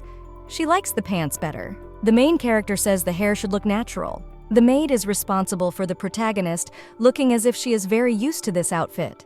The girl asks in surprise, is that really so? But in fact, it cannot be otherwise. Initially, the girl was most used to walking around in a t-shirt and pants with her hair gathered in a ponytail. The girl asks the maid if she looks like a pirate. Maid Shiata thinks it is better to hide her golden curls and snow-white skin. The maid holds out a veil to the protagonist and says that if Arcel doesn't mind, she offers to use it, on days when the sun was very hot. This veil was often worn by the previous duchess. The protagonist agrees and puts on the veil, the previous duchess's belongings. But more importantly for the protagonist, why an object used by that person is kept in this place. It's much better to hide her face from that item. Although Arcel's vision is worse now, the maid thinks it's not the highest quality cloth. And if mistress is uncomfortable, the maid will try to find an alternative. But Arcel replies that there's no need to do that. After all, they have very little time. Soon the magicians will be in this place. And at this time, the heroine is already on the ship. And now she tells her plan. She tells us that the first point of the plan is to completely reorganize their fleet. Arcel is thinking of launching 1.5 times as many ships as before. The knight replies that if they do that, they'll have to reduce the size of the ship's crew, and in the end, each ship would be in danger of being destroyed individually. But Arcel replies that the availability of weapons. That's another story. The knight replies that as far as weapons are concerned, most of them are already on board the ship headed for Anna. But Arcel replies that the weapons she was talking about are wizards sent by the nobles. The knights are surprised, but the nobles sent the wizards.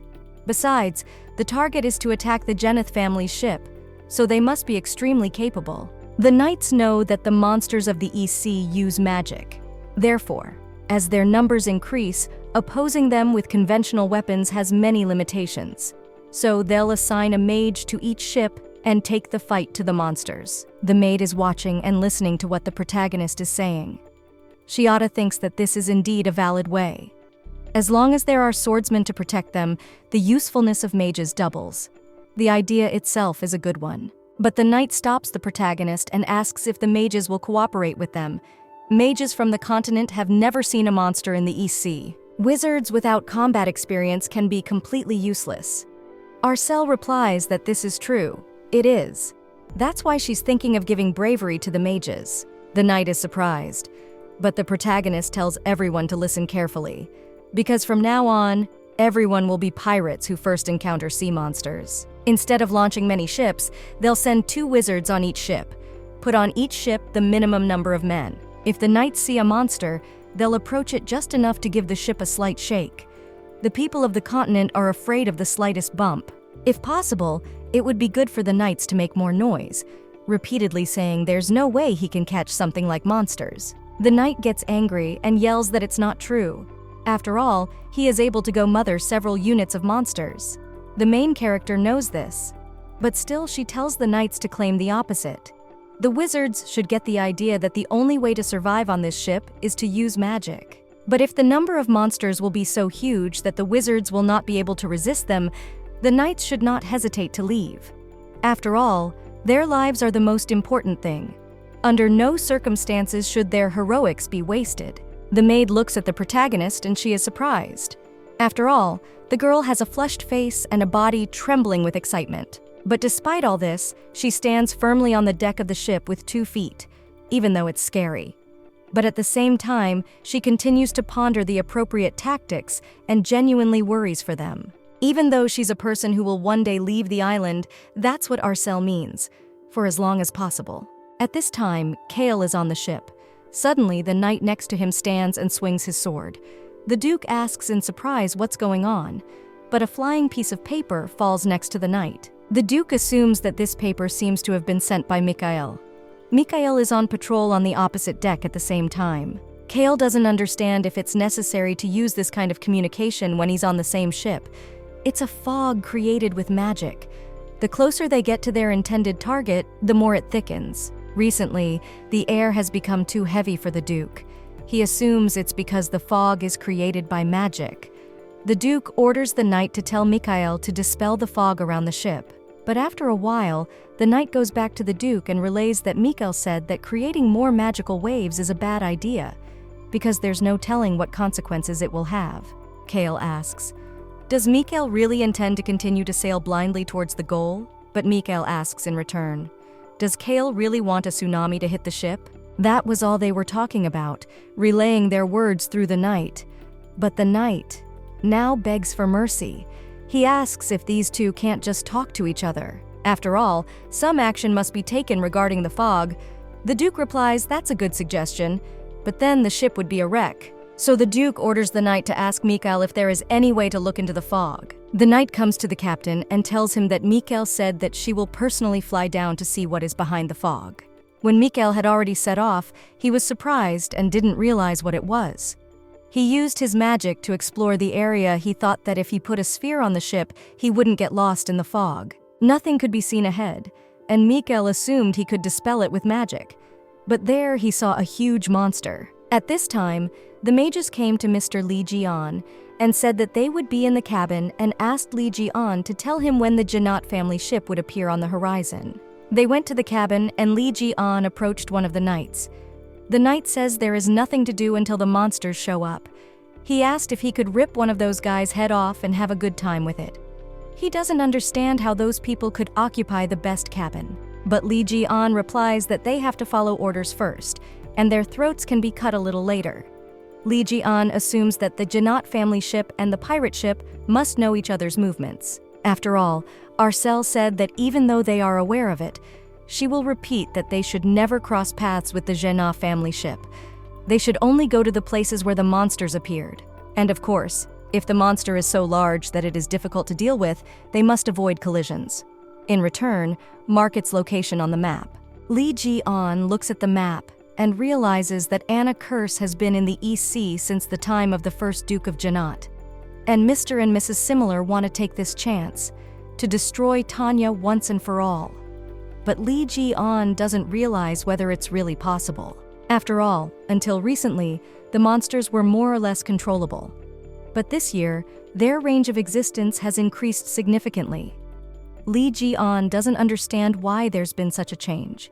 Could it be that they've come to congratulate the captain on his marriage? A knight whispers something to the Lord, and Lee Ji-on asks what happened. And the Lord replies that it's fine. He orders everyone to take their positions. At this time, a storm starts and thunderstorm is all around. After 3 seconds, the cabin opens and guys come running out.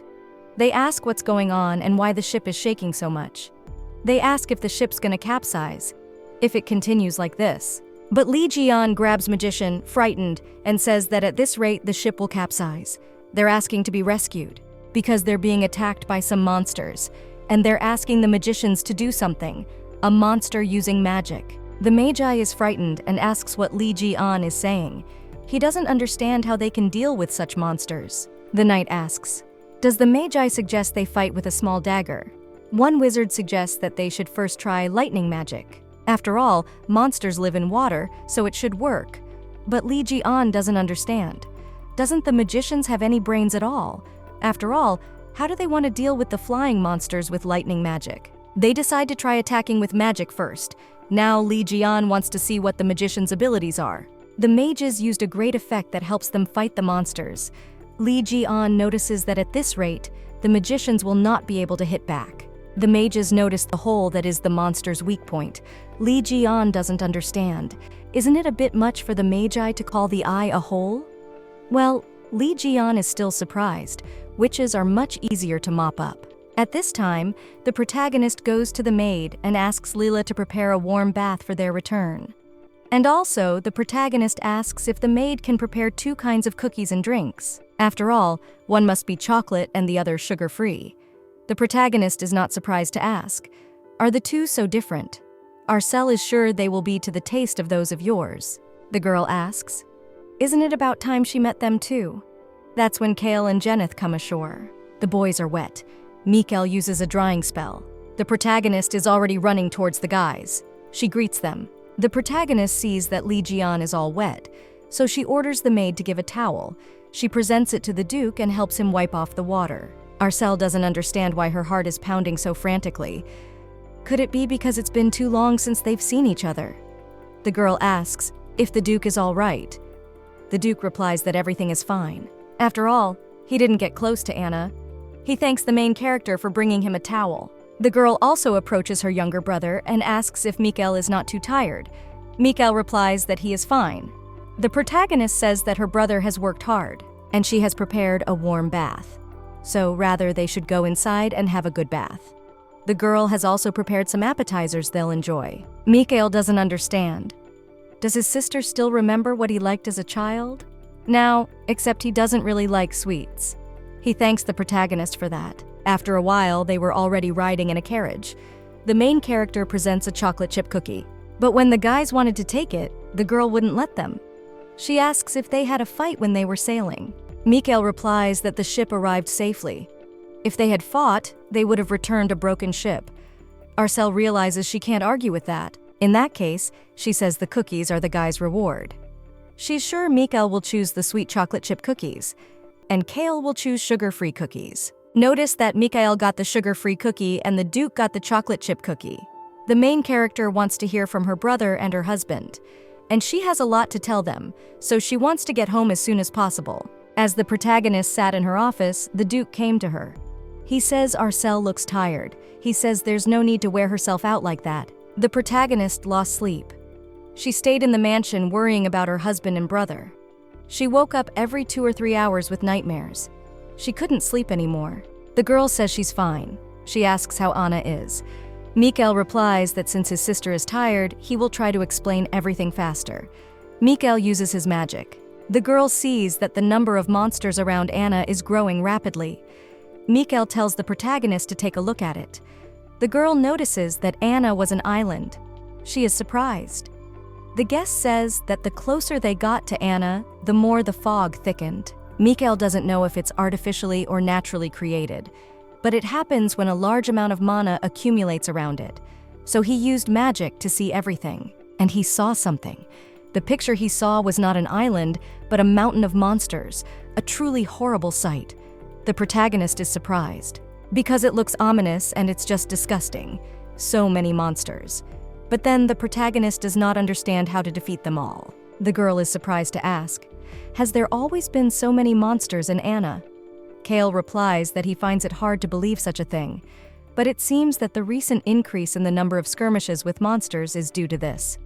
Also, the fog has never been this thick before. He doesn't know the cause, but he thinks it will resolve itself. The map of Anna's island matches the locations where the pirates saw them. So far, these two have been missing. But the girl thinks it's not that the monsters are flocking to Anna, it's that there's too many of them, which makes it seem like they're coming out of there. It seems to the protagonist that once they're in Anna's current, all they have to do is wander around. The girl turns to her brother and asks if Mikel can find out why Anna has become like this. Mikel replies that in order to find out, they have to get past the monsters and get very close. Whether there will be no fog there, Mikel can say more precisely, but he is sure of one thing, because if we leave it as it is, the monsters will spread faster and faster, and this island could be attacked. One consolation is that they live in the water, so they can't go on land. But the protagonist replies that not all monsters live like that, because while Kale and Mikel were on Anna, there was a lot of fighting around the island, and if everything had gone according to plan, they would have just found out how many monsters there were. But there were so many that they had to change their strategy. There were also clashes on the ships themselves. Among the monsters was one that was able to get up to walk on the deck. Kale is surprised. The protagonist says it was an intelligent creature, but it even used weapons. And since there was a monster capable of moving outside the depths of the sea, they had no choice but to reorganize their fleet. They distributed all the knights among the pirate ships and set off. Being ignorant of military affairs, the protagonist should not have ordered the organization of the fleet and risked the lives of so many people. Sending them to sea under such conditions was so unsettling that Arcelle couldn't even hold a pen properly to the extent that they were shaking. She didn't realize if the decision she had made was the right one, because her choice could have left these people on the bottom of the sea forever. These thoughts kept her awake. Kale thinks about the reorganization of a fleet of this magnitude of battles would require many more ships to be launched. Kale turns to the protagonist and asks, "Did she divide the number of men used more ships?" Dividing the number of sailors on a ship meant reducing the combat power of each ship, which made the operation quite dangerous. Arcelle replies that it was, but she used the mages they sent to counter Geneth. They performed better than the girl expected, so much so that even the sailor knights were inspired by them, wondering why there are no mages on the island. The protagonist says that if it weren't for Kale, the mages wouldn't be fighting on their side, and there would be more wounded. Arcelle comes from another family. If she leaves this house, she'll be the only mistress in the East Sea capable of threatening Geneth. Given. It's her arrogance that should make her uncomfortable. However, the Duke is in no way offended by the girl's behavior. Her strategies and ideas have given the island a second wind. And Kale feels himself sinking more and more into that feeling. Besides his love for the girl, he doesn't want to let her go. Arcelle often says he'll leave, over and over again, making the Duke more greedy. The girl turns to the Duke and asks if the mistress of the house has the right to decide the rearrangement of knights. Simple. Considering that Arcelle will return to Lyre the fact that she arbitrarily changed the organization of the knights. But Kale believes which may be inappropriate. He says it's more likely that if he leaves the island again, he can leave it to the protagonist. In her, Kale has gained a trusted advisor. Mikel gets angry. The Duke's attention is drawn to him. Mikel asks about the pirates. He asks, can he really be more specific? Who his sister married. Arcelle is surprised. Kale replies that his dear wife married the head of House Geneth and captain of the pirates of the East Sea. Pirates. As bandits are extremely instinctive and violent. Mikel is angry. Among all these people, his sister Kay also married their leader. But the protagonist approaches his brother and calms him down. Mikel doesn't understand. If his sister really knew, he realizes he's in no position to argue. Kale didn't force the protagonist to marry. She was the one who initiated it. And yet Mikel remembers how Arcelle trembled at the time. It was all to protect her little brother. Mikel says he has to go out. The girl stayed in the room with the Duke. Arcel thought Mikel would be very angry to know the truth. Kale agrees. He expected Mikel to turn the table over and threaten him to divorce them immediately. But it seems after 3 years their puppy is not so stupid anymore. Kale tells his wife that she shouldn't worry. He thinks it's a problem between him and Mikel. The girl thinks maybe she should have told her brother when he was a baby. But the girl had no choice but to marry a pirate captain to protect her little brother. She couldn't say that. Kale replies that Mikel wouldn't want Arcel to worry either. After a while, the Duke is visited by a maid who brings tea. Kale asks how things are going with the monsters around the island. The maid Shiata tells that they received a report from the scouting party that the monsters seem to have retreated. The protagonist hears the good news. Kale says they'll have to check it out, whether the monsters have really retreated or been caught. The maid has given orders to make rounds around Anna, and she thinks they will soon find out. The protagonist asks if any damage has been done, other than that to the other neighboring islands. The maid replies that there was virtually none. She sent people to heal it beforehand, but it seems that there are monsters in the vicinity of the pirate island, have not appeared. Originally, monsters usually appeared around this island. The reason why there were so many monsters here, this place might have something that monsters need. Arcel once told the Duke that she wasn't going to marry a second time. She no longer wanted to create events that could shake her life. But then, the Duke asked what if a trustworthy man came along and brought stability to her life? What would she do about it then? And Arcel replied that then she would marry him, if he's a good man. So Kale at this point says it looks like he's gonna have to end it, with Anna. The protagonist is surprised. The biggest problem threatening Jenna's safety is Anna. Having gone on the deck of the ship as captain and cleaned up the neighborhood of the island, the Duke thought that life would be a little calmer. However, this girl appeared and unexpectedly offered to marry her. From happiness at first, the Duke was just curious. But now things are different.